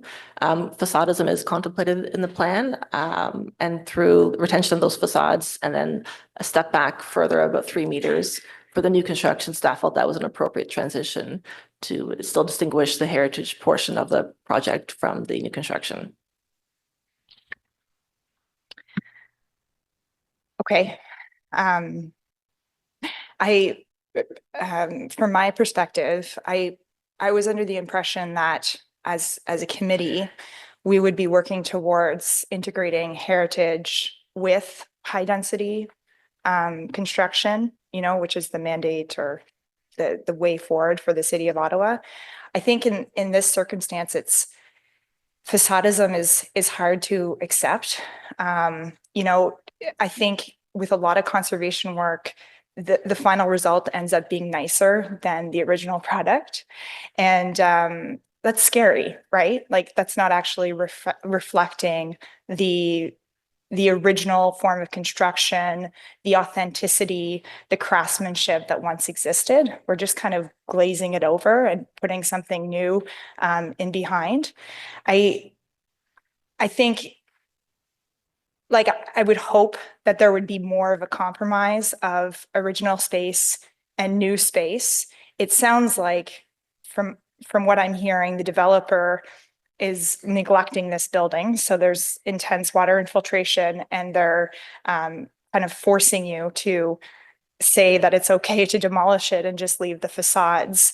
I think that that's sort of the tragic part, like how these people can just let our buildings crumble and then say we have no other choice. And I would once again like try to push us more to maintenance cycles, grant funding to actually be able to retain our heritage buildings so that we don't continue to have these facadism projects in the city, because eventually it's just going to be, these glossy facades with all the anchors removed, repainted, repolished, and it's not real. So, yeah. Thank you for those comments. Member Madigan. Thank you, Chair. Another question for staff.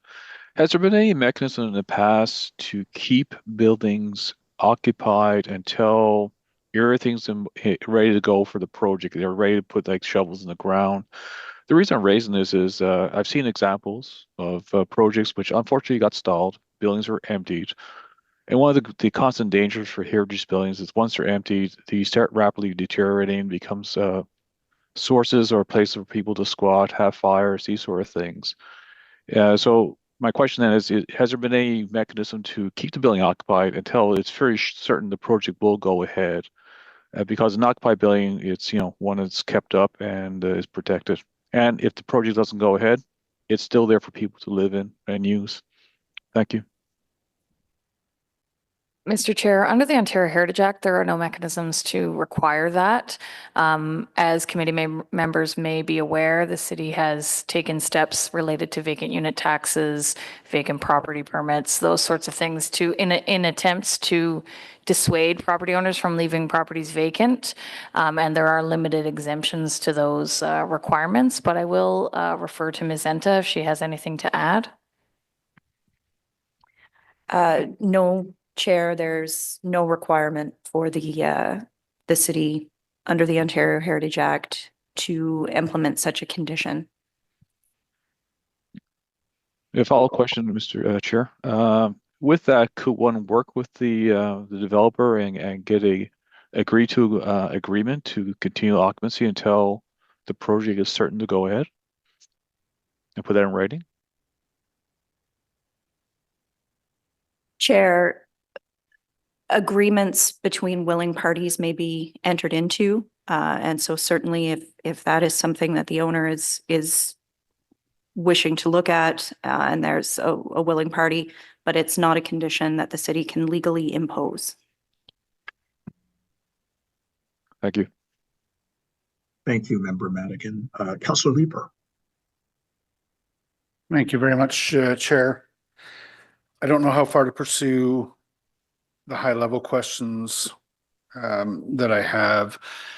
I think I would just ask to confirm my understanding.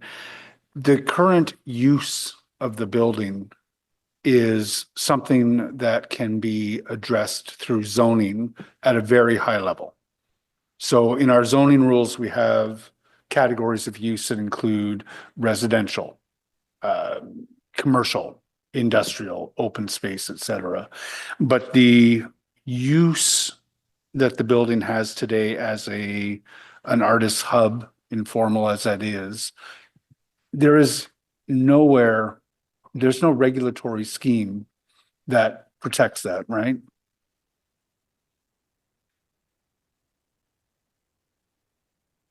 Under Part 5 of the Ontario Heritage Act, no, there's no mechanism to protect use. The Heritage Act speaks to protection of the attributes of the property, buildings, and structures that contribute to their cultural heritage, value, or interest. I think the tenant's point is well taken that the large open spaces of the interior is part of what contributes to its heritage, its legacy as an artist's space. Why is that not protectable under the Ontario Heritage Act? Mr. Chair, under Part 5 of the Ontario Heritage Act, we can only protect the exterior of the building. So this building is designated under Part 5 as part of the Centretown Heritage Conservation District. Under Part 4 of the Ontario Heritage Act, so individual designation that committee members are all too familiar with after the last year of many designations, there is the ability to designate an interior, but there is still no ability to protect use. So you could designate the interior and you could say the large open units related to the artists, the use of the space by artists. But that wouldn't require it to remain as artist studio space. Yeah. We have spaces that are subject only to the vagaries of the market that have worked out well to protect uses that we consider in the public interest. I'm thinking about just down the street from me, the storage building, which is cheap commercial space in which, the tattoo shop, Beyond the Pale, Minowisni grocery are able to take advantage and be incubated in very inexpensive space. And we'll probably lose that space when Taggart redevelops it.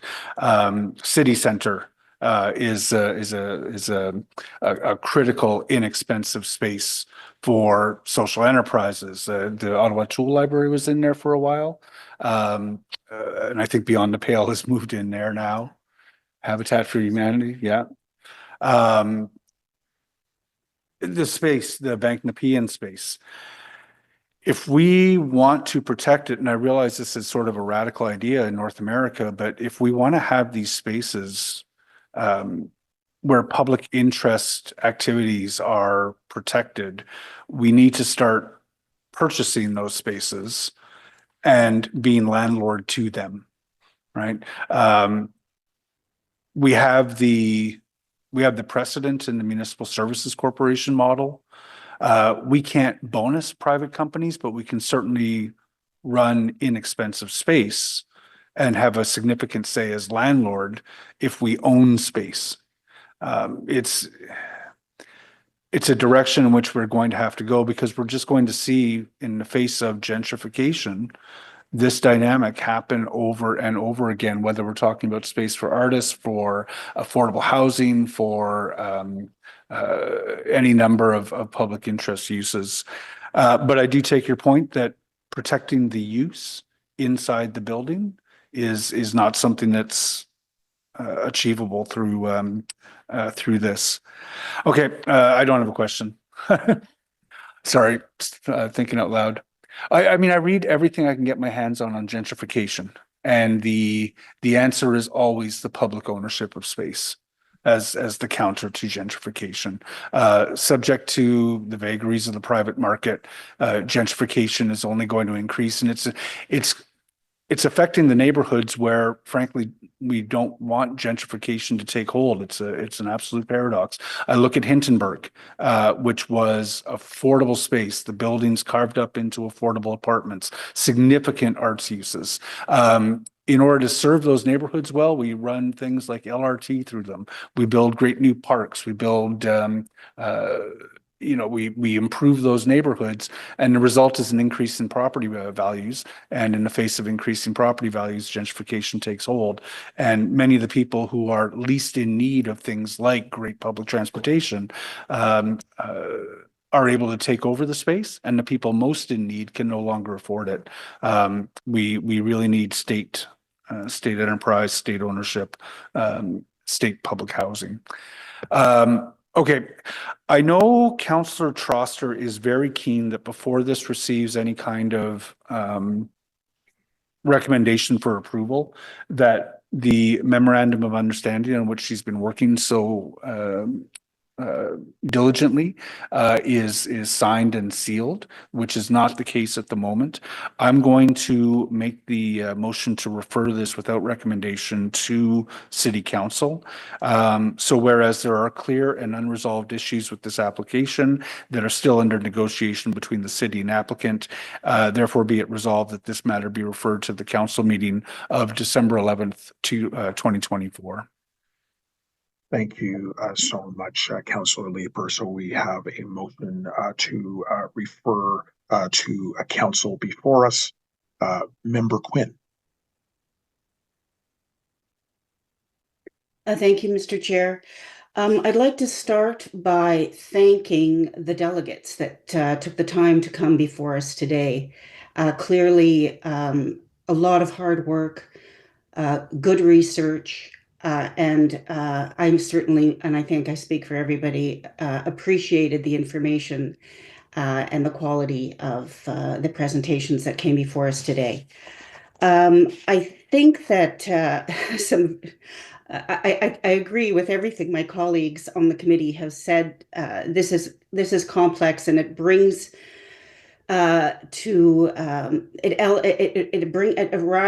brings to bear the complexity of the issues that are so far beyond bricks and mortar that are associated with these kinds of projects. But I will say, as a member of this committee, which is Built Heritage, that we are bound by the Ontario Heritage Act. We are being asked to really make decisions about the bricks and mortar issues, facadism, etc. today. But I think it's important to also recognize that the goal of protecting the bricks and mortar is to protect the cultural heritage value of a site. And included in that are the intangible community values associated with place and why places matter. I also am concerned about what has been brought to our attention today regarding the commitment of the owner to maintain and repair the buildings before even receiving permits. The eviction of tenants, the eviction, potential eviction of renters, but certainly the eviction of the businesses, clearly demonstration of lack of investment in the buildings, which is what is called, demolition by neglect. We know all about that only too well at this committee, which really, of course, raises concerns about the owner's true dedication to seeing, to investing in the bricks and mortar going forward. My confidence in that commitment has diminished. And I also, so with that, I think the other issue that comes before us today is the financial viability of this project based on what we've heard from Smart Living. I also would be interested in knowing what is going to be shared with Councillor Plante, because there are a lot of heritage buildings throughout the city that are associated with Smart Living. And so I'm concerned about what we are being asked to support today. I'm also concerned and question why this issue went before Planning Committee before it came to us, which is certainly not the usual process. So I really also appreciate what Councillor Troster is trying to do with the MOU. And so until I hear more about that, I will reserve my decision, but I will say that in all good conscience today, right where I sit right now, I am going to be hard pressed to support this project. So thank you for the opportunity. Thank you, Member Quinn. And I did have a question for staff that dovetails on Member Quinn's comments or observation. I'm just wondering if staff can speak to the chronology. Here, just as I know our committee is made up of a number of citizen members, so the rules of procedure may be less well known, but I've made a motion of referral, so I believe debate at this point needs to focus on referral. You're absolutely right. So are there any other hands raised to speak to the motion of? I just want to jump in and say I did have my hand raised before that, so okay, thank you. Member Madigan. Is it possible to modify the motion to ask council to consider further negotiation with the developer to sort of meet and address the community's needs? Like, for example, you could even negotiate to have dedicated low rent spaces of the same sort of types put into the development with offsets for, I don't know, additional story, these type of things. Or is it strictly the motion has to go in as it is? Can I address that, Councillor? Yeah, I'm not sure if you heard the terms that I read out, but the terms of the memorandum of understanding, should it be signed, and it will be bound to their zoning application. So it's legally enforceable by the city if they sign it. Guarantees, there is a cash settlement, but then there is also the right of return, the right of first refusal at the exact same rents with no rent increases above the provincial guidelines for 10 years. I was thinking maybe something beyond that, and actually something that could be structured to guarantee this as a location for artists to be able to have low rent and studios into perpetuity, if that's something that could be done and negotiated for. I can only speak to some pretty tough negotiations over the last few days. if somebody else wants to pursue that, they're welcome to, but you'd have to take that up with the developer. Thank you. Member Dote. I have a question for Councillor Troster. Are we able to defer today's decision till the MOU is signed? Yes, that is what Councillor Leeper's motion does. Okay. So it would defer the decision to council tomorrow, and both the zoning and the heritage considerations would be voted on only if the MOU were to be signed. My understanding is that it is to be signed this afternoon. Thank you. Any other questions on specifically to the motion?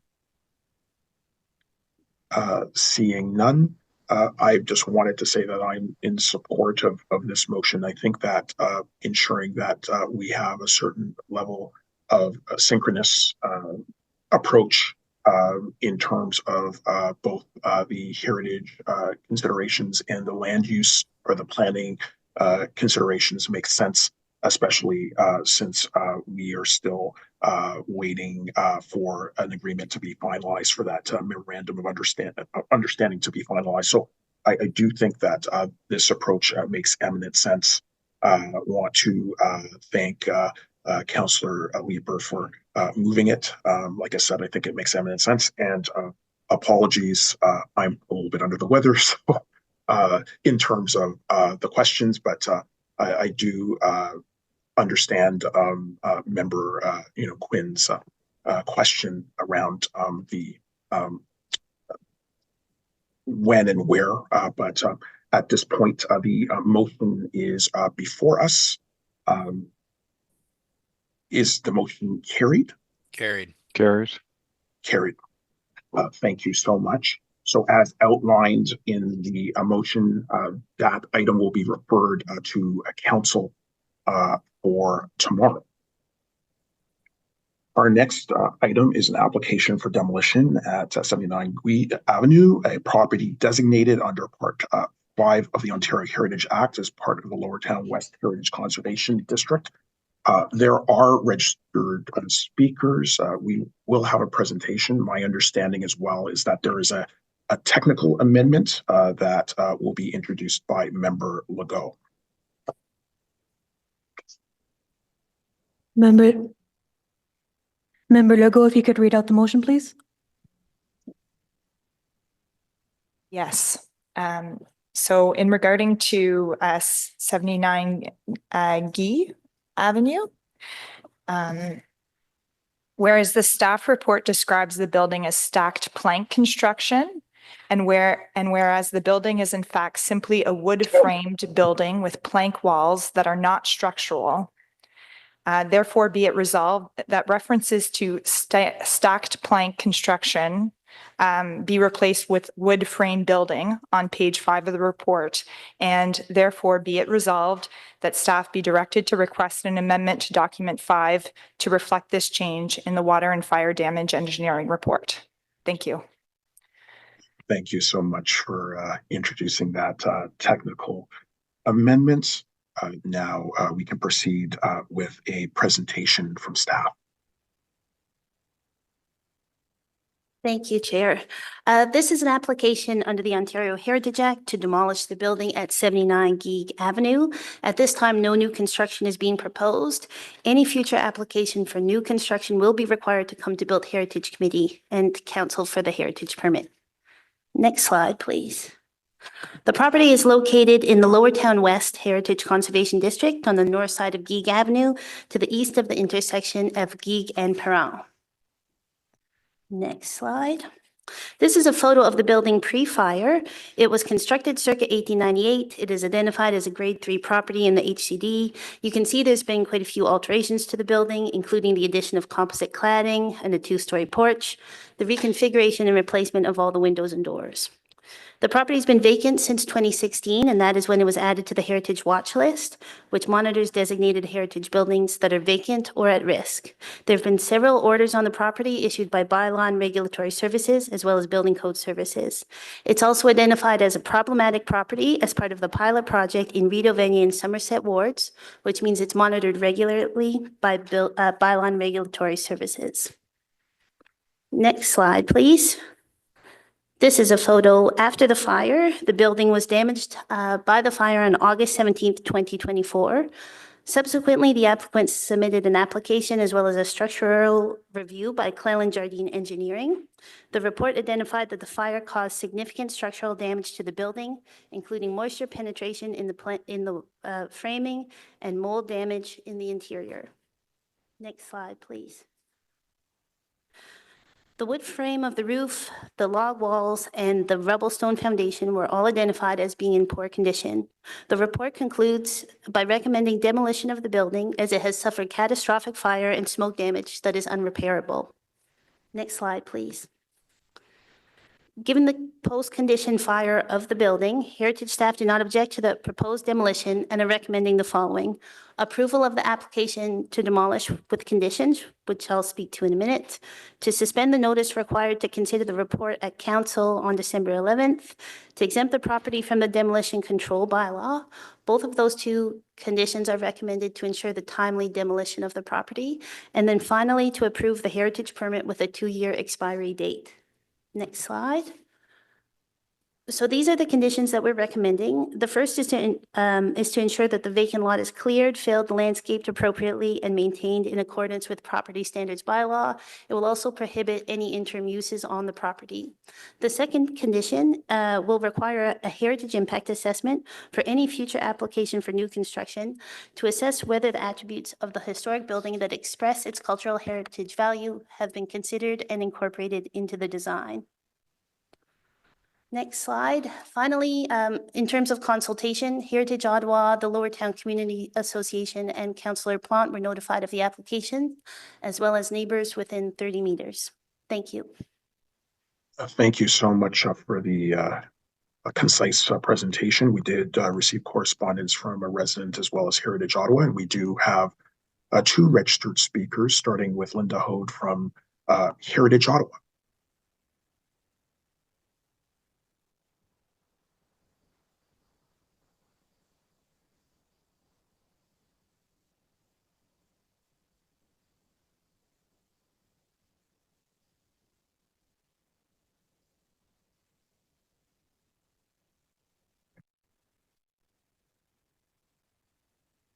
Good morning.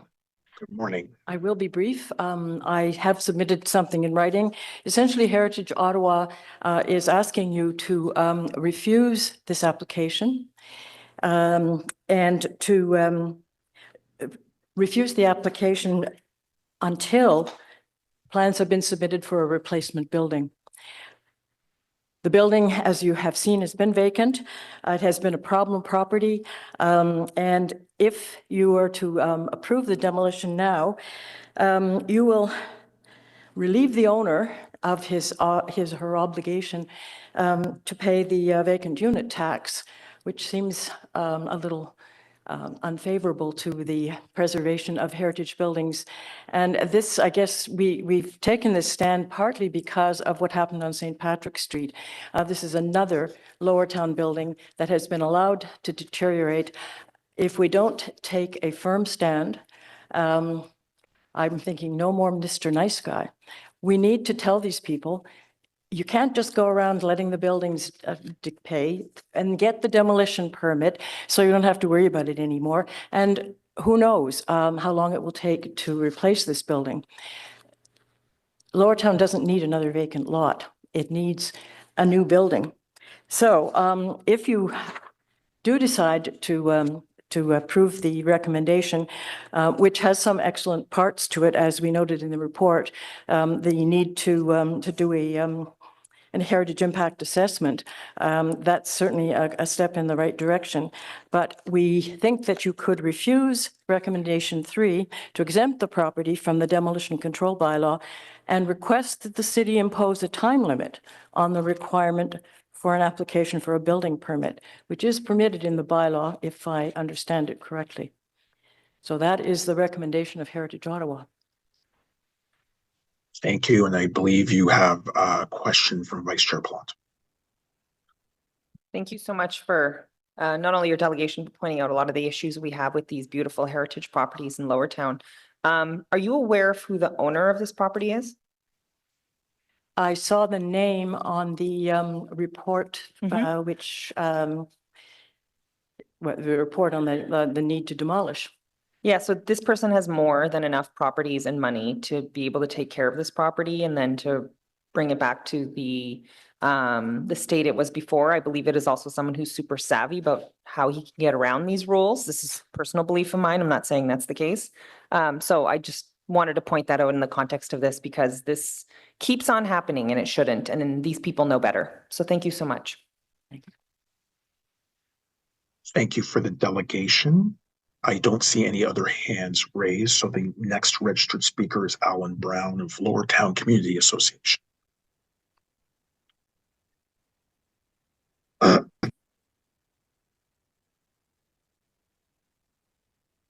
Thank you for the opportunity to comment on the application for demolition of 79 Gig.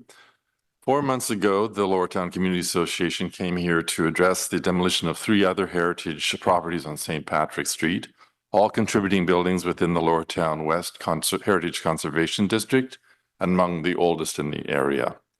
Due to their sorry state, the committee approved the permit, and their demolition by neglect was a huge loss to Ottawa's built heritage. Today, we are again reviewing the proposed demolition of another heritage building in Lower Town, about 125 years old, and only a block away from the 3 other buildings now awaiting demolition. It pains me to acknowledge that 79 Gig is the 4th victim so far this year of demolition by neglect in our community. For some time, we watched with concern the deterioration of these and other properties in our neighborhood, uninhabited and left vacant by the owner since 2016. 79 Gig was on the city's heritage watch list for almost 8 years. Like the St. Patrick Street properties, it too was the subject of frequent bylaw complaints. In fact, last May, Curtis Wolf, my Heritage Committee co-chair, had noticed that an individual seemed to have taken up residence in a corner of the front porch, and the plywood covering the west rear side door had been peeled open. When he contacted the city bylaw office, the property standards zoning officer who responded on May 17th was not impressed with the way the building had been secured. He said he, quote, advised the property owner that he needs to properly secure the hole before the long weekend, unquote, and scheduled a follow-up inspection the following week. Evidently, the measures taken by the owner remained insufficient because, as we know, exactly 3 months later, the building was damaged by fire, likely set accidentally, possibly by the same or another individual who found shelter in the building. But let me be very clear, the tragic loss of this building is not just the failure of the owner to properly secure the building. The structural review he commissioned to justify this demolition request plainly shows that the building had suffered long ongoing neglect. Among other issues, it found that the home's wall framing had suffered continuous moisture penetration at numerous locations over decades. The wood framing of its roof was in poor condition due to numerous years of water infiltration, and the roof planking had completely rotted. The foundation walls had deteriorated to a point requiring their complete reconstruction, and the unheated building had experienced multiple seasonal expansions and contractions and loosened the joinery of the building, and most of its walls were buckling out. That we are now facing the demolition of yet another significant building again demonstrates that the interventions by the owners and the City of Ottawa authorities to conserve heritage buildings are woefully inadequate. The failure is at least partly attributable to the fact that bylaw officers can only observe the exterior condition of these buildings. Perhaps the Built Heritage Committee could empower more detailed inspections of vulnerable buildings, particularly those on the watch list. Sadly, as we said last September, when we were here for St. Patrick Street, the result, the demolition of now 4 contributing heritage buildings this year, continues a decades-long process of neglect and destruction of Lower Town's built heritage and raises serious concerns about the HCD's long-term viability. As we said before, The demolition of so many heritage buildings here should be a wake-up call to the Built Heritage Committee. They point strongly to the need for significant and urgent changes to the use of city authority to prevent similar outcomes for other heritage structures now in danger. As we approach the bicentenary of Ottawa, the steady erosion of the historic character of our neighborhood, the original Bytown, makes the case for serious action even more compelling. The city should make it clear that there must be consequences for demolition by neglect, as well as developing more effective measures to encourage owners to make necessary repairs. Last September, we proposed 5 possible measures for the committee to consider. Today, we again urge you to act to ensure the long-term viability of the Lower Town HCD and prevent the inexorable and permanent disappearance of this vital cultural and historic district over the next few decades. Unfortunately, the lack of apparent action to date tends to confirm our suspicion that elected officials are not really serious about conserving the city's built heritage. Given this, today we are joining Heritage Ottawa to oppose providing the owner with an exemption from his obligation under the demolition control bylaw to submit a permit application for a replacement building. Providing this waiver, as the committee did for the St. Patrick Street properties, only relieves the owner from paying the vacant unit tax and adds another vacant lot to Lower Town.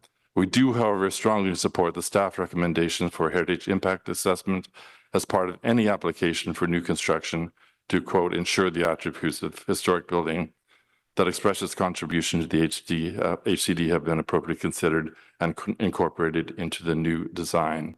In the meantime, 79 gig should be properly secured. Thank you very much. Thank you so much. You do have a question from Vice Chair Plant. Okay, I finally figured out the thing here. Okay, thank you. Alan, you're someone who's very savvy about heritage. You've been involved for a long time. So as we are approaching a provincial election coming up, and you know that we are subject to a lot of those rules, I was wondering what would be your wish list so these things don't keep happening over and over and over again? Well, certainly it will be, I think the province has not been doing what it needs to do to encourage heritage preservation, and it's been undermining the authority of this committee actually to do what needs to be done. So it'll be something that we'll be talking about within the Lower Town Community Association and encouraging our membership to consider heritage concerns when they think about how they're going to vote in the next election. That's certainly top of mind for us right now. Merci. Thank you. Councillor Leeper. Thank you very much, Alan. Thank you for your presentation today. I'm inclined to vote against allowing the demolition today, but I'm, becoming a veteran councillor now, and I know how this goes, which is that a burned out property that can really only be held to the property standards, which are very basic, will stay in your neighborhood for years. You'll call Councillor Plant. Councillor Plant will say there's nothing I can do. The situation gets tense and just drags on. It's not fun. So the question I have for you is that preferable to allowing the developer to demolish this? Because I'm willing to go one way or the other. I think what Heritage Ottawa was suggesting was that there be a timeline put into the motion or into the requirements for demolition that requires the submission of a new building permit. Yeah, but you know how that turns out. Unenforceable, drags on, goes to court for years, and you've got a property that is vacant. So is there a way that the vacant vacant unit tax can still be applied without a building? Or is there something other than else that can be done to ensure that we're not sort of rewarding people? I'll ask staff. I have to presume that the vacant unit tax is a cost of doing business. Maybe it spurs the developer to do something, but I think if we deny permission for demolition today, you're just sitting with an eyesore for the next decade, 15 years, 20 years. And I'm willing to go down that path if that's what you tell me you want me to do today. So we'll find out whether there is anything we can do that goes beyond, but not my first rodeo. And I know what I'm going to be saddling Councillor Plant with for the next several years if I vote against demolition. Thanks. Thank you. appreciate those lines of questions. I appreciate the delegation. And I do want you to know that, you know, we heard from Vice Chair Plant and as well as Councillor Leeper that there are constraints, unfortunately, on council in terms of our powers, especially around the Heritage Act and you know, its disposition. However, I can say without a doubt that elected officials are very concerned about this. And in fact, it's one of the reasons why I want to lift the information previously distributed just for a brief update from staff as to future direction around addressing demolition by neglect. And having a scenario where we are able to engage with the community associations, residents, and the heritage community about at-risk properties. What's being proposed for January will be a workshop so that we can sit down and take greater stock of the ideas that you have and see what we can do to translate that to policy. I'm taking that very seriously as chair of this committee. So I just want you to know that. It's not that we are not concerned. I think we have to find the right policy tools and explore those tools, frankly, with the community in order to get there. So I want you to know that I believe everybody around this table, elected officials, public members are dedicated to that. And we want to work with the community. But we thank you for raising these concerns. They're very serious ones. And ones, like I said, we want to reflect in terms of a policy that goes forward in the city. Thank you, and we look forward to the meeting on the Heritage Watch list in the new year. Thank you. Thank you for your delegation. Much appreciated. That concludes our registered speakers. Now, comments and questions to staff. Councillor Leeper. Thank you very much. So, what kinds of tools do we have if we deny this demolition? I'm really interested. Ms. Hode is, you know, certainly very expert.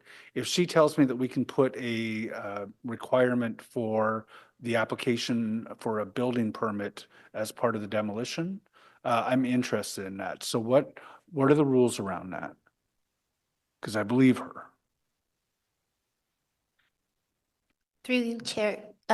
Councillor Leeper, are you asking if we could put a condition to apply for a building permit? Correct. It has, in the past, in heritage conservation districts, it has been our practice, and the committee often sees it that we require plans at the same time as the demolition. In instances where there are catastrophic events such as fires, our practice has been to proceed with the demolition for safety reasons, for structural concerns with winter coming that increase the loads on the building and the risk of failure increases. So in those instances, we're more looking for a timely demolition as opposed to the plans. Sorry, the application for a building permit. So I think what Ms. Hode, and I'm looking at her, is saying is that we can give the demolition permission subject to their applying for a new build within a couple of years. So you get a demolition, and as long as you have applied for a new build, and I'm wondering what sort of enforcement mechanisms we'd have for that. I think it could be possible to require the submission of a heritage permit within a certain time frame. But I think we'd run into the issue of enforcement, and if they weren't to apply within a certain time frame, how we would enforce that. But I will refer it to Ms. Inta It's the enforcement I'm wondering about. Chair, excuse me, I believe what the delegate was speaking to is the requirement under demolition control to that a demolition permit will not be granted until a building permit has been applied for to account for the lost units. And so I believe that's the application that's being connected there. Okay. I'm going to come off the list. I see James has got his hand up. I'm just going to noodle that for a moment. Member Madigan. Oh, and I think you have to unmute. Sometimes doesn't work. Thank you, Chair. Is my understanding the city does have the power to go in and make repairs to buildings if the owners do not do it and then back charge the owner? Mr. Chair, yes, I think is the simple answer, but it's a very complex approach in terms of how that might happen. There would have to be a series of orders, opportunities for the applicant to do the corrective action, appeal. It's quite a lengthy process. It is possible, but in the instance of a fire like this, the reason that staff are bringing forward this application at this point in time is from a safety perspective. Understood. I've worked on many buildings that have been quite dilapidated over the years. If one wanted to, one could stabilize the building, put protection around it, and then repair it. There are lots of examples of fire damaged buildings which people revitalize. But another aspect of this is we have a conservation district, and this is a contributing building. If we keep losing our contributing buildings, there's no longer a heritage conservation district. So in some other countries, cities, they oblige owners to rebuild buildings that get damaged to maintain that continuity of neighborhood. It does seem within the latitude of the city to, at some point, enforce repairs being done, and if the owner doesn't do it, to go in and do it. It seems that it is a cumbersome process, but if the city doesn't pursue that on sort of a regular basis, we keep coming back to the same examples happening very rapidly, where we have heritage buildings in our heritage conservation districts falling apart and then being allowed to be demolished. As I said, at some point we won't have any heritage conservation districts, but it would be the city to enforce and use the powers they have to do that. Thank you. Thank you for those comments. Are there any more comments or questions? Seeing none, is the report. Yeas and nays, please. Yeas and nays requested by Councillor Lieber. Yeah. Sorry, I note that there's still the amendment. The amendment as well. So guess we will. Will we carry the amendment? Carried. Carried. And now on the main report, yeas and nays. Councillor Kelly, Yes. Member Doty, Yes. Member Quinn, No. Councillor Troster, Yes. Member Madigan, No. Councillor Leeper, No. Member Legault, No. Vice Chair Plount, Yes. Chair King, Yes. 5 yeas, 4 nays. So the report is carried. This report will be submitted to Council tomorrow, December 11th, 2024, for its consideration.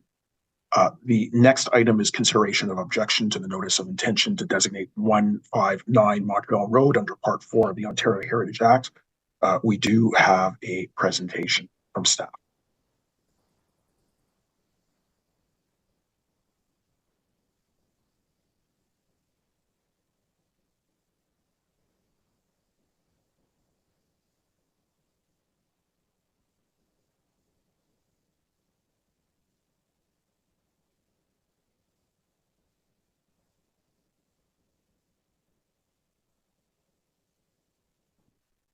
Hello again, committee. So this is the consideration of the objection to the notice of intention to designate 159 Montreal Road under Part 4 of the Ontario Heritage Act. Next slide, please. This property is located on the north side of Montreal Road, just next to the Vanier Parkway. Next slide. I'd like to spend some time going over the timeline of events as it's particularly relevant in this objection. On July 30th of this year, we mailed our first letter notifying the property owner of the upcoming September BHC meeting where staff were recommending the designation of 159 Montreal Road. The address used on the letter was something we found in the city's internal database, the same which is used for property tax assessments. No response was received. A second letter was then mailed on August 20th, again with no response. On September 20th, this committee approved this staff recommendation that council issue a notice of intention to designate. On the 18th of September, council approved the notice of intention to designate, or NOID. Followed by, on the 27th, the NOID was then mailed to the property owner using the same address. On October 8th, the clerk's office was notified that the September 27th letter could not be mailed due to incorrect address. This was the first piece of returned mail. On the 15th of October, the clerk's office mailed out another copy of the NOID with an alternate address found using a different system. On October 28th, an objection was received by the property owner. On the 28th, Heritage staff met with a property owner. At that time, general concerns were raised about the short notification, as well as for future development plans. A meeting was also held with the property owner's heritage consultant. The council has until January 26, 2025 to consider this objection, and this item is also listed on tomorrow's council meeting agenda. Next slide. In terms of process, the objection period follows 30 days after the issuance of the NOID. At this point, council has two options: to either proceed with the designation or withdraw the NOID. If committee and council decide to proceed with the designation, then the bylaw would rise to council, after which there is a 30-day appeal period to the Ontario Land Tribunal. Next slide. The objection received on October 28th sets out the reason for the objection, which is essentially the lack of timely notification for the notice of intention to designate. Next slide. As mentioned earlier, staff met with the owner and some of their team to discuss their concerns. They expressed concern over the limited notification timeframe and also expressed a desire to develop the land in the future. Heritage staff confirmed that they are willing to work with the owner and their team on concepts through their alteration process under the Ontario Heritage Act. The designation is by no means a way to hinder intensification on the site. Furthermore, as a way to prevent future instances of addressing errors when contacting owners, staff have explored alternative databases to pull addresses from so that we can cross-reference them to ensure proper addressing going forward for future designations. Next slide. And finally, staff recommend that council not withdraw the notice of intention to designate and to proceed with the designation bylaw. Thank you. Thank you so much for the presentation. We do have registered speakers representing the owners. We did receive correspondence both from Heritage Ottawa as well as Jacob Pollowin from Gowling WLG on behalf of the owner. So I'll let those representing the owner delegate at this time.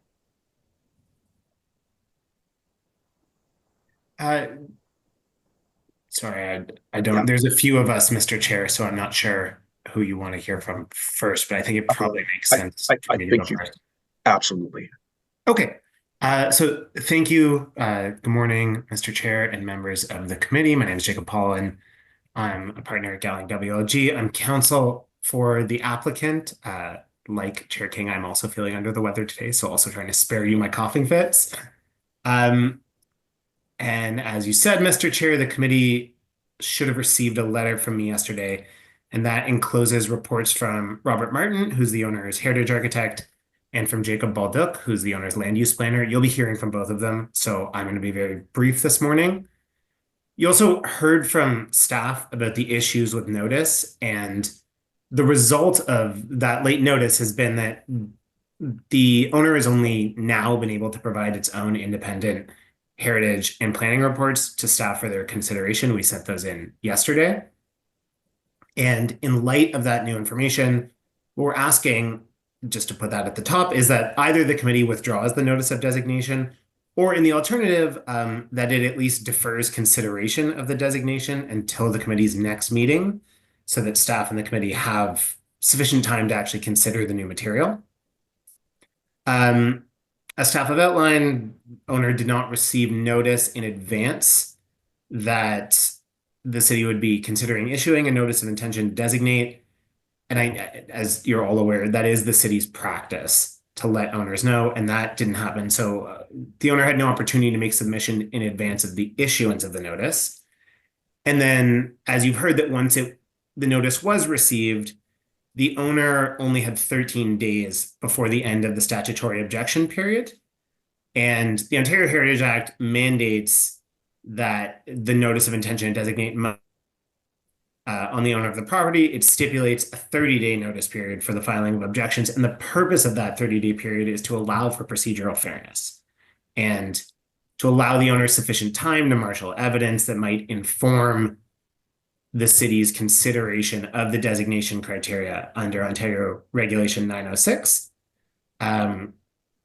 You heard from staff that it's not the city's intention to prevent any intensification on this property.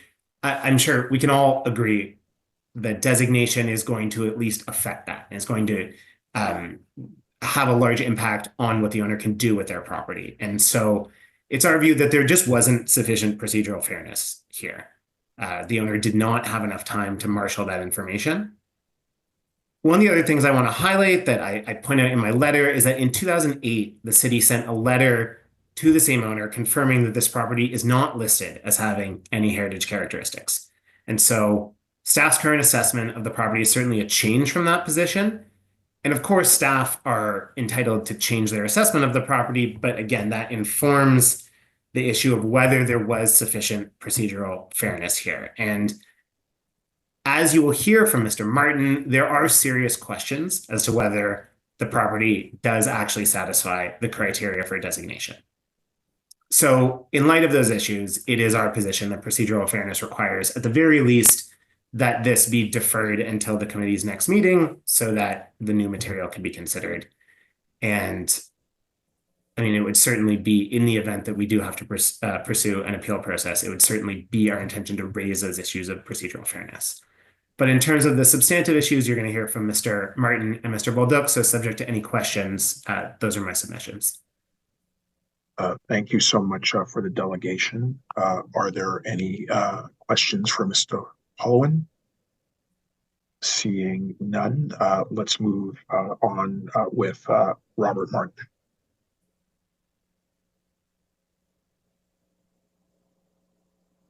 Good morning, Chair King and members of committee. Thank you for the opportunity to join you this morning. I guess in the staff report, it seems to identify a gap in the city's designation program in Vanier, where, despite the neighborhood age and significance in the development of Ottawa's East End, few representative buildings are recognized through designation. So I first want to acknowledge, the motivation, I guess, for city staff looking for candidates for designation is worthy and appropriate. I'm also aware that the recent changes to provincial legislation have placed a burden on city staff and also the city's resources for the protection of built heritage. But respectfully, in our opinion, there are so many better and worthy candidates for heritage designation and conservation efforts other than 195 Montreal Road. So the Ontario Heritage Act typically has 9 criteria for designation. And we have only focused on the, assessments in the city report, the 4 characteristics that are thought to support a designation. And the first element is criterion 1, that asserts the property has design value or physical value because it is a rare, unique, representative, or early example of a style, type, expression, material, or construction method. City assessment also claims that the building retains a high degree of integrity, and then goes on to describe a series of window surrounds and moldings, all being retained. In our opinion, this is categorically incorrect. Every single heritage feature on this building has been removed, replaced. We're dealing with a very heavily altered, degraded, added to building that I think itself has gone through numerous iterations over time.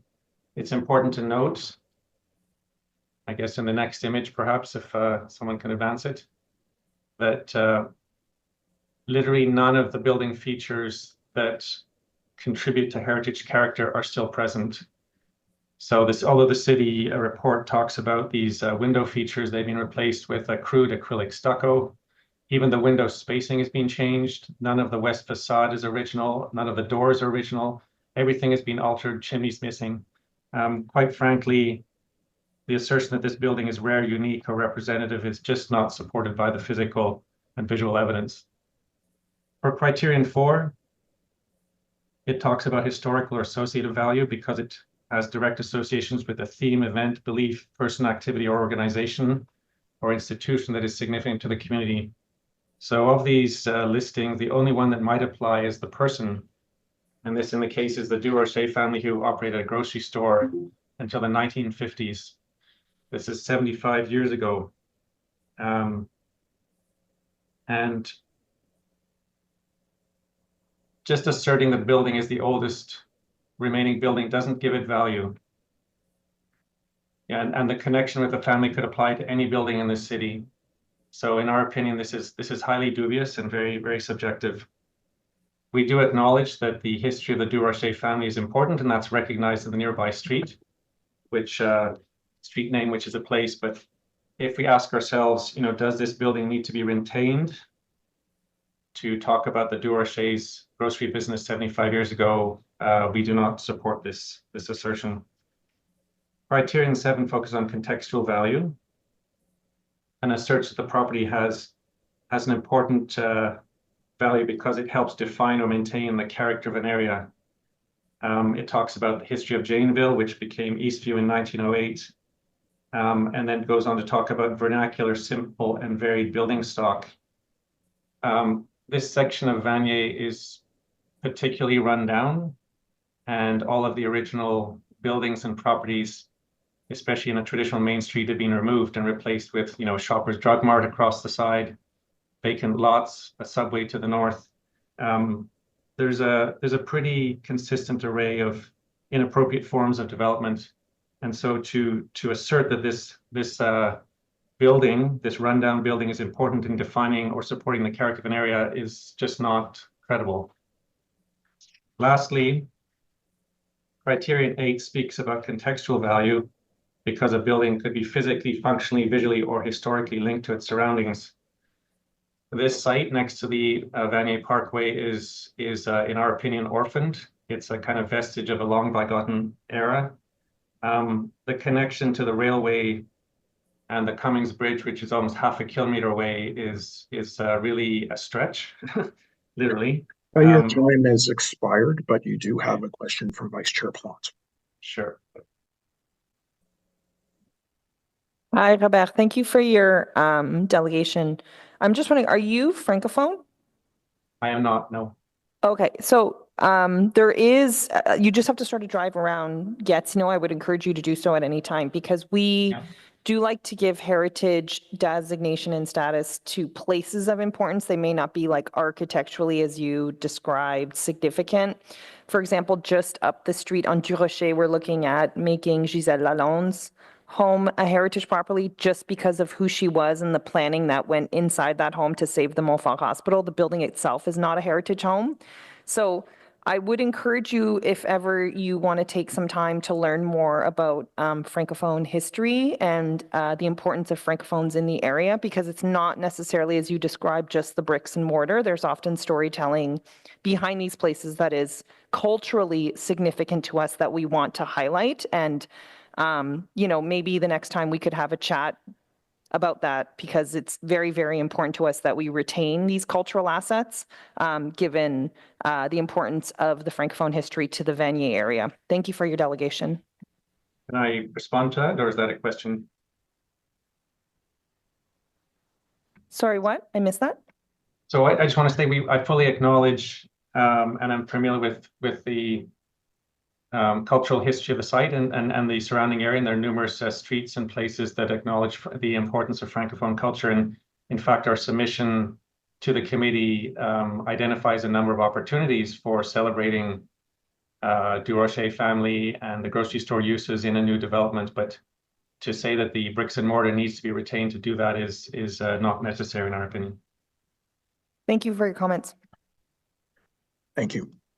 The next registered speaker is Jacob Badal. Thank you, Mr. Chair. Can you hear me okay? Yes.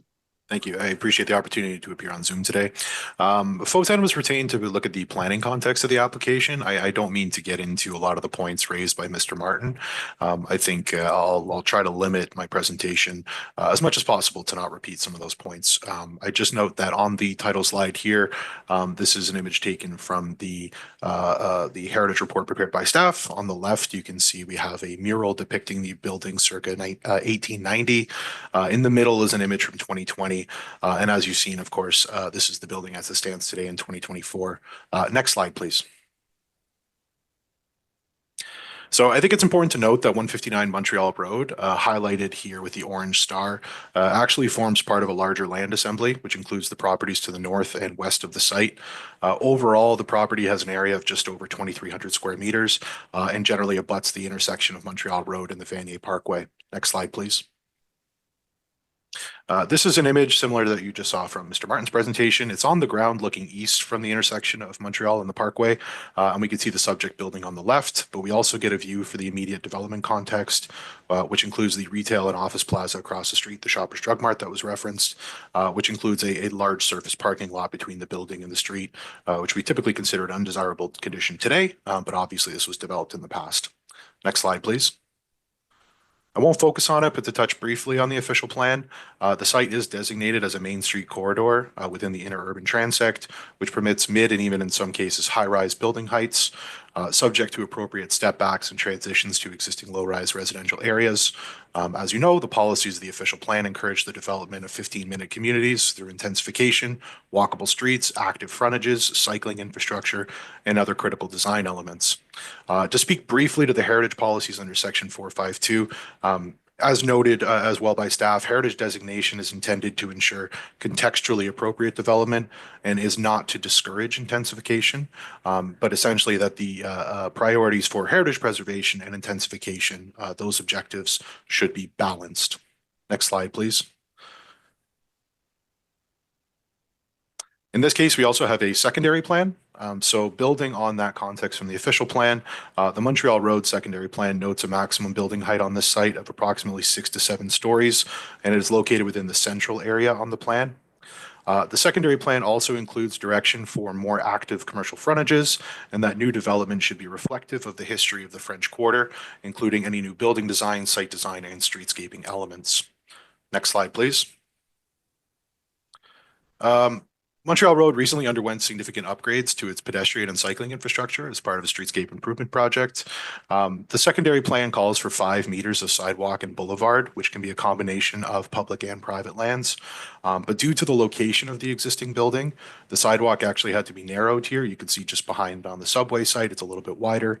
But there was a missed opportunity for new street trees, street furniture, and other elements of a complete street.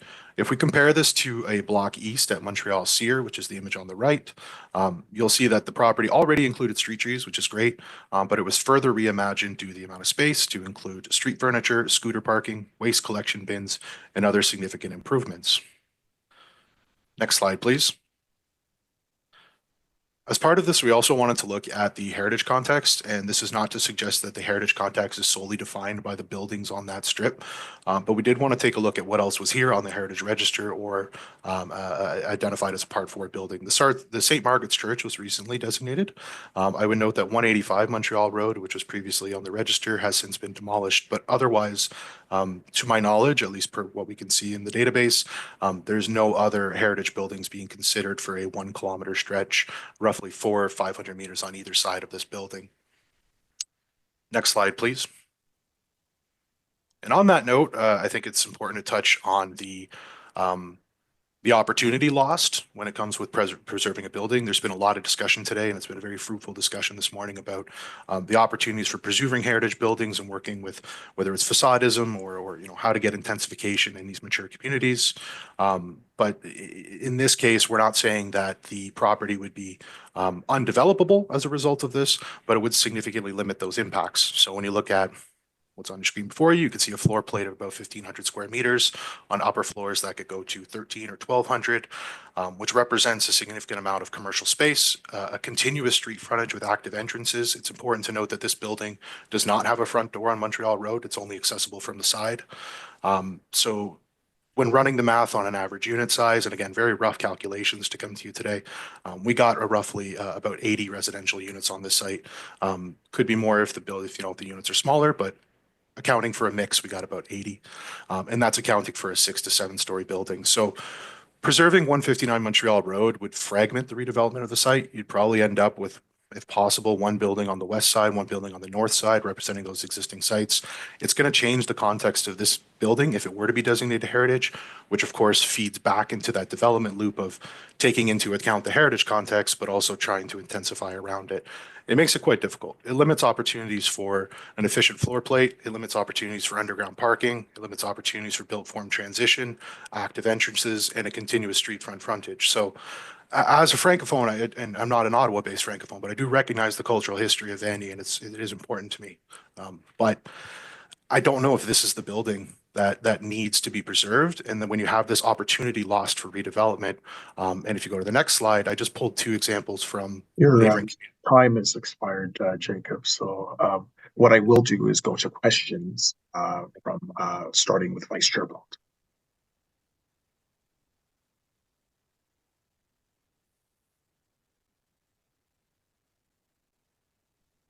Thank you. Sorry, I missed that. Jacob, est-ce que vous parlez français? Oui, bien sûr. OK. Alors, j'apprécie beaucoup votre présentation. Mais si vous permettez, Monsieur le Président, vous étiez aussi l'agence qui a aidé avec la demande de l'Armée de salut sur le chemin Montréal, le 333 chemin Montréal. Et vous avez fait, disons, un rapport où on n'était pas d'accord parce qu'on avait demandé des questions au sujet du patrimoine du coin. Alors, j'apprécie beaucoup la présentation, mais je ne vais pas le prendre en considération pour mon vote aujourd'hui parce que ça fait plusieurs fois qu'on essaie d'engager avec vous au sujet de cette propriété-là et je préfère qu'on garde le patrimoine dans ce coin-là parce que c'est quelque chose qui me tient beaucoup à cœur. Alors, merci beaucoup.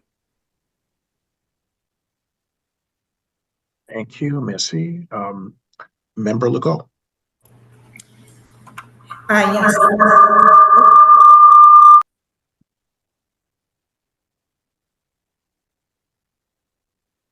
I'm going to try that again.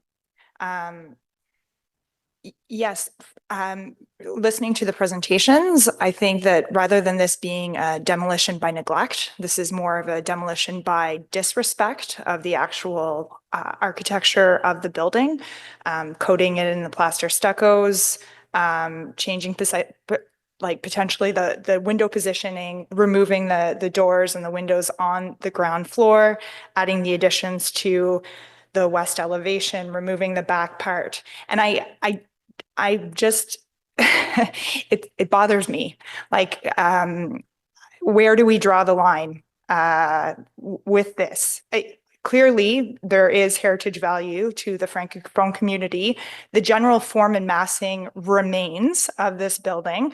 The general positioning of the windows in the upper story, the second story, and then the intention of the ground floor is still intact. Yes, the materiality is different, but I am curious to know if you do remove that stucco, what would be behind? If you do open up the walls, are the framing for the windows still there? And yeah, I would just encourage us to look at that a little bit more deeply. Thank you for those comments. Councilor Leeper. Thank you very much. And sorry, I'm going to be probably a little bit unnecessarily provocative. I'm comparing this house to Peter Aylin's on Richmond Road. I think it's just to the east of Island Park Drive, and it's that substantial stone home, single floor, and it represents a significant loss of development potential on Richmond Road. And sorry, Jake, I'm just trying to bring your video back here. It's substantial loss of development potential on Richmond Road, which obviously has been developing at a very high intensity for a while. I would hate to think that we treat the wood homes of Francophones and the wood structures built by Francophones as different from the stone structures built by the English in Ottawa. Would you suggest that because of lost development potential, we should lose the Allen homestead or the Allen house on Richmond? It's a theoretical, but I think it speaks to a fundamental difference in values around how we treat the heritage of Vanier versus other parts of town. Thank you for the question. Through you, Mr. Chair. I'm not here to, how can I put this? I'm not here to suggest that anyone's history is more important than anybody others. I think that's not a great way to proceed. As I've mentioned, the Francophone history, again, I'm not from Ottawa, but I have my own Francophone history. It's very important to me. I think the question here is this an asset that is worth that opportunity lost? And I just wanted to make a presentation to the community to show what could be developed here. I was going to pull up a couple examples from your neighborhood, from Hintonburg, where I think, you know, on the intersection of a main street and a local on a corner, there's a lot of opportunities. These are now homes to a lot of our favorite businesses. And obviously the residential increase has been significant. So to answer directly your question, I'm not saying that this is any less significant than any other contentious heritage buildings in the city where there is a significant opportunity cost. I think the purpose of my presentation was to make it clear that there is a cost. There is an opportunity lost when it comes with heritage preservation. And I suppose it's for the committee to decide and weigh those in accordance with the policies of the official plan, balancing heritage preservation, intensification, active streetscapes, 15-minute communities, everything else that we're supposed to look to. Yeah. I mean, Richmond Road, Montreal Road, the highway, if it doesn't have a few single-story structures on it, we're going to forget what that highway was. Its evolution over time. So the argument is not swaying me. Forgive me, Chair. I don't want to debate the applicant. I appreciate your bringing up the lost development potential, but sometimes we got to give up the lost development potential. Thank you. Thank you. Member Quinn. Thank you, Chair. My question is for staff. The designation. Well, we can move on to staff questions if there are no other questions. I'm so sorry. For the applicant team. No, I just want to make sure. Getting ahead of myself. No, not at all. I just want to make sure, since I'm not in the room, that nobody else has any questions for the applicant team. I don't see any hands, so thank you so much for your submission. Now, Member Quinn. Can I proceed? Thank you. Yeah, no, it's just to ask the potential designation of the building. Does this, I'm assuming, is not going to prevent the development of the property? It might not. Well, that's my question. Is there anything that you foresee the retention of this building through its designation preventing the development of the site?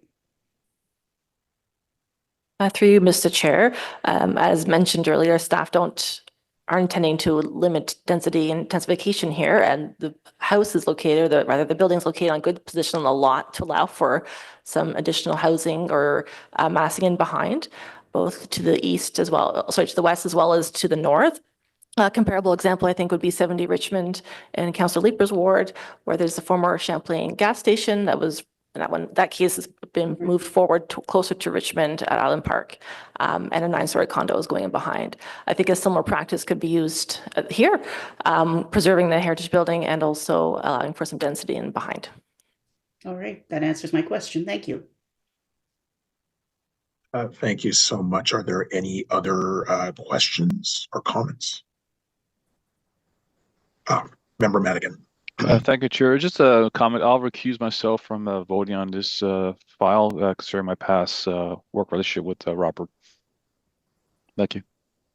Thank you so much for that declaration of interest, which is always invited and required. So thank you so much for that. The report is before us. Is it carried? Carried. This report will be submitted to Ottawa City Council tomorrow, December 11th, 2024, for consideration. We do not have any in-camera items before us.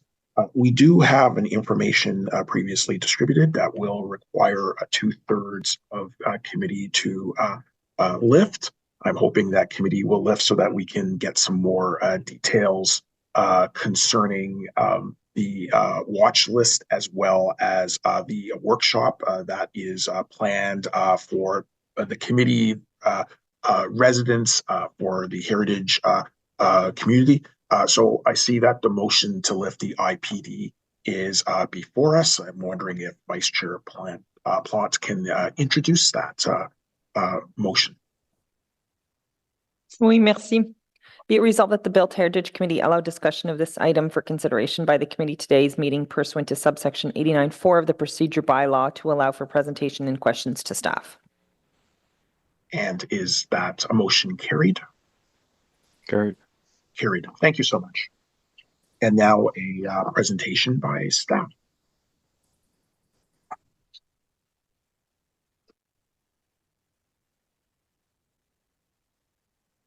Thank you, Mr. Chair. So as described, this is a brief update on the Heritage Watch List. Committee may remember that earlier this year in February, staff provided a verbal update by presentation to committee on each and every property that is currently listed on the Heritage Watch List and its status, et cetera. At that meeting, it was expressed by committee members that there was a desire to have more frequent updates related to the watch list, and a general agreement that we would look at doing a twice a year update to committee. There are a number of ongoing new initiatives that I want to talk about today, rather than giving a building by building update. Staff will come back again in the spring with a more fulsome update on the activities of the watch list. So with that, I'll just wait till this slide is up.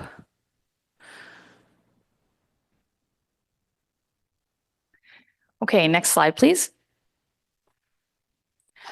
So just a brief update on the status of the watch list. So one property has been removed from the watch list since our last update in February of 2024. That is 30 James Street. It was removed because it is now occupied. So that is that's good news. That's what we like to see is this group of tools that we've been putting together with our colleagues in bylaw and building code services and legal services, working to get these places occupied again. So that one has been removed. No properties have been added to the list at this point in time. However, we do have a list of properties that are currently under consideration for being added to the list. The Canada Post strike has slowed our work down on that a little bit, because we do send out a letter to the owners in advance to say, you know, speak now or you shall be added to the list, in terms of confirming vacancy and that the building is at risk. So currently there are about 30 properties on the list. I expect that number will grow in the new year, maybe by about 10, which is a large chunk. And as I said, we'll give a full update on that in the new year. There were 2 fires this year, which committee will remember, one of which we talked about today. So applications to demolish at 7 Crescent Road and 79 Geeg, both of which, as I mentioned, have been vacant for some time and did suffer fires. And then 1 Maple Lane, 1112 Lisgar Road in Rockcliffe Park, committee members may remember that was approved for demolition early this year. So those properties are still currently listed on the list, but they will be removed once the buildings themselves are demolished. Next slide, please. So the bulk of where I wanted to spend my time today was talking about some new initiatives. I think the discourse at this committee and amongst staff over the last year has really highlighted the need to kind of refocus our efforts on the watch list. I think the the fires that we've seen, the various applications that this committee has seen, I think staff have heard loud and clear that committee members are frustrated, the heritage community is frustrated, and that we need to reconsider what we're doing and see what else we can add to the arsenal of tools that we've already sort of developed over the last 10 years. So a few new initiatives that we are looking at. The first is the discretion to waive application fees. So the delegated authority bylaw gives staff the authority to waive or reduce heritage permit application fees in the instance of a catastrophic event, being a fire or natural disaster, collapse, et cetera.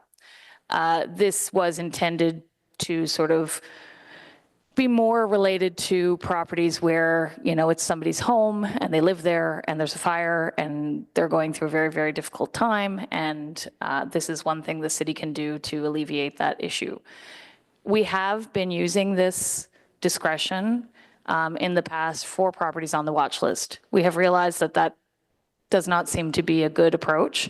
And so moving forward, staff have determined that we will no longer use that discretion, and that applications related to fire or natural disaster or catastrophic events will not be waived or reduced for properties that are listed on the watch list and vacant. It's a small thing, but it's, again, this is about kind of building up the arsenal of tools that we have. The next item is proactive engineering inspections. So just in the last 2 weeks, staff from Building Code, Bylaw and Regulatory Services, and Heritage Planning Branch spent 3 days out with a professional engineer from John Cook and Associates Limited, who are likely the most well-known conservation engineers in the city, visiting the most at-risk properties on our heritage watch list and doing proactive engineering inspections, which we have done in the past, but not as frequently as perhaps we should be doing them. So we have, we're awaiting the reports now from the engineer, and staff will be taking further action related to property standards orders for these properties. Several orders have already gone out related to urgent items that needed to be dealt with right away. And so we've been working very collaboratively with our colleagues in Bylaw and Building Code on this approach. So we'll have more on that in the new year when we have all the reports finalized. The third item is a somewhat, it's a small item, but and a little bit complex to explain. But recently, City Council approved an amendment to the development charges bylaw. And so the development charges bylaw includes a credit that you can get if you demolish a building and you rebuild it. In the instance that a building is deemed derelict, so we have probably about 10 or 12 of these heritage buildings around the city that are deemed to be derelict. The owner is no longer able to access those redevelopment credits. And so this was being seen as a disincentive. So the city was saying, no, you can't demolish and build a new development. But then at the same time, if you are not able to access the redevelopment credits that you would be entitled to if you could demolish. And so the goal of this is to remove that disincentive to redevelopment for that small number of buildings that are classified as derelict. The fourth item, a couple of members of committee and the public have alluded to today, is that we are planning an at-risk heritage building workshop in late January.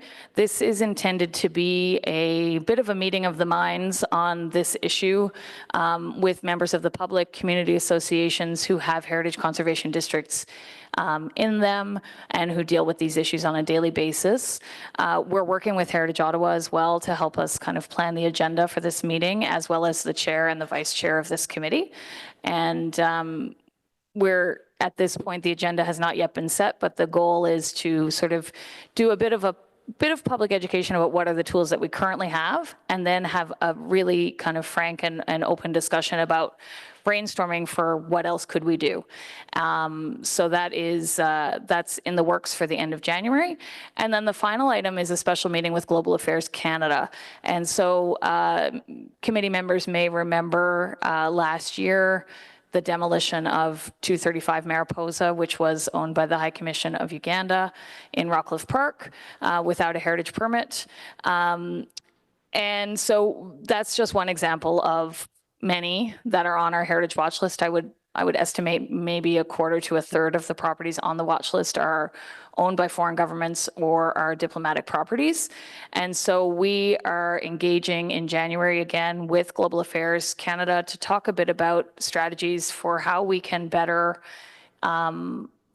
get compliance on some of these heritage buildings and ensure their long-term protection. So that's a series of new initiatives that we're working on. I expect that coming out of both numbers 4 and 5, there may be other things that will come about.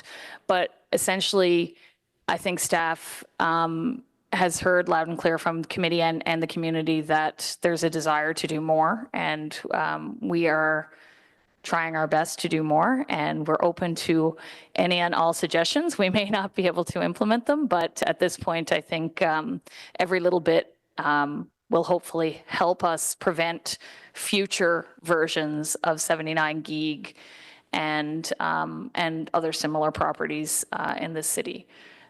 That's all I had for committee today. If there's any questions, I'm happy to answer them.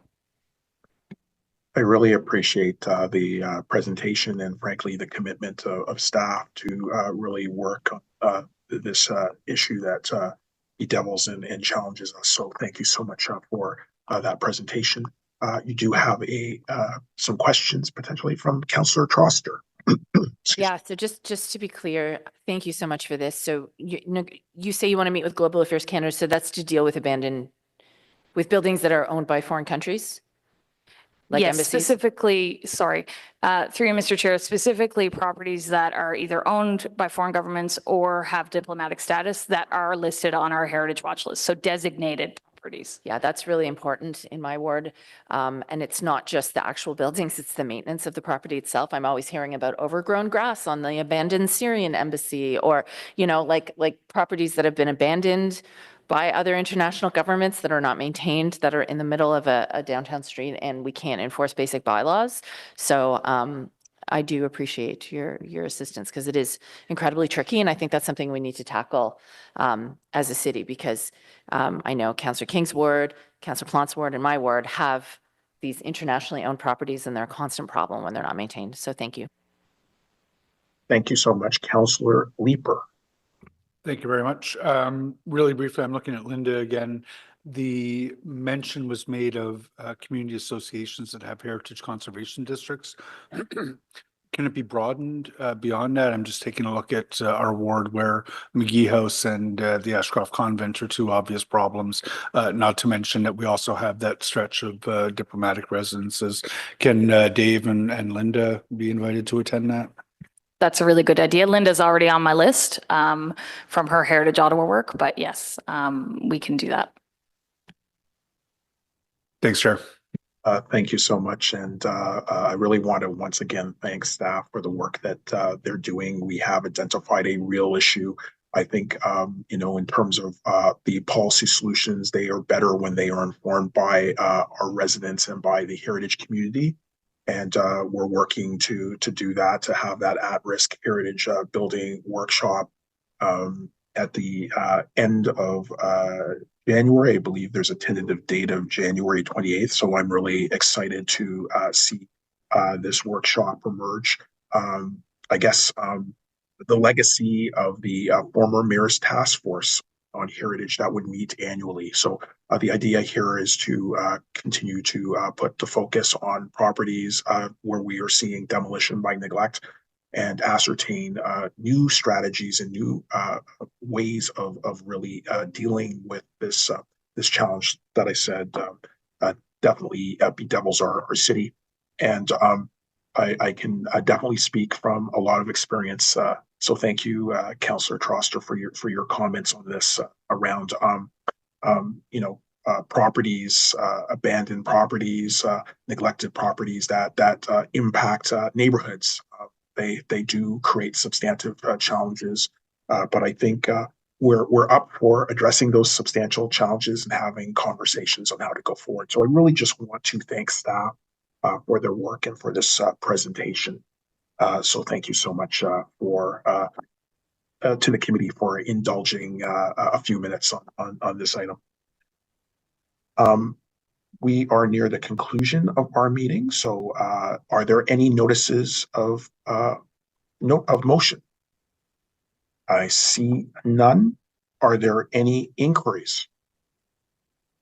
No inquiries. Is there any other business? And I don't see any. So I just wanted to note that pursuant to subsection 81(1)(f) of the procedure bylaw, I've canceled the regular Built Heritage Committee meeting scheduled for January. So the next regular meeting of Built Heritage Committee is scheduled for Tuesday, February 11th, 2025. I want to wish everybody in the interim, staff, as well as committee members and the public, a wonderful holiday season. Looking to see you soon. Hopefully, if we don't formally meet in January, of course, that invitation to attend the at-risk Heritage Properties Workshop is open to committee members. So I hope that you will be able to take time to attend. In the interim, enjoy the time with your families. On adjournment. Thank you, Chair. Thank you and happy holidays. Joyeuses fêtes, tout le monde. Wonderful. See everybody soon. Good day.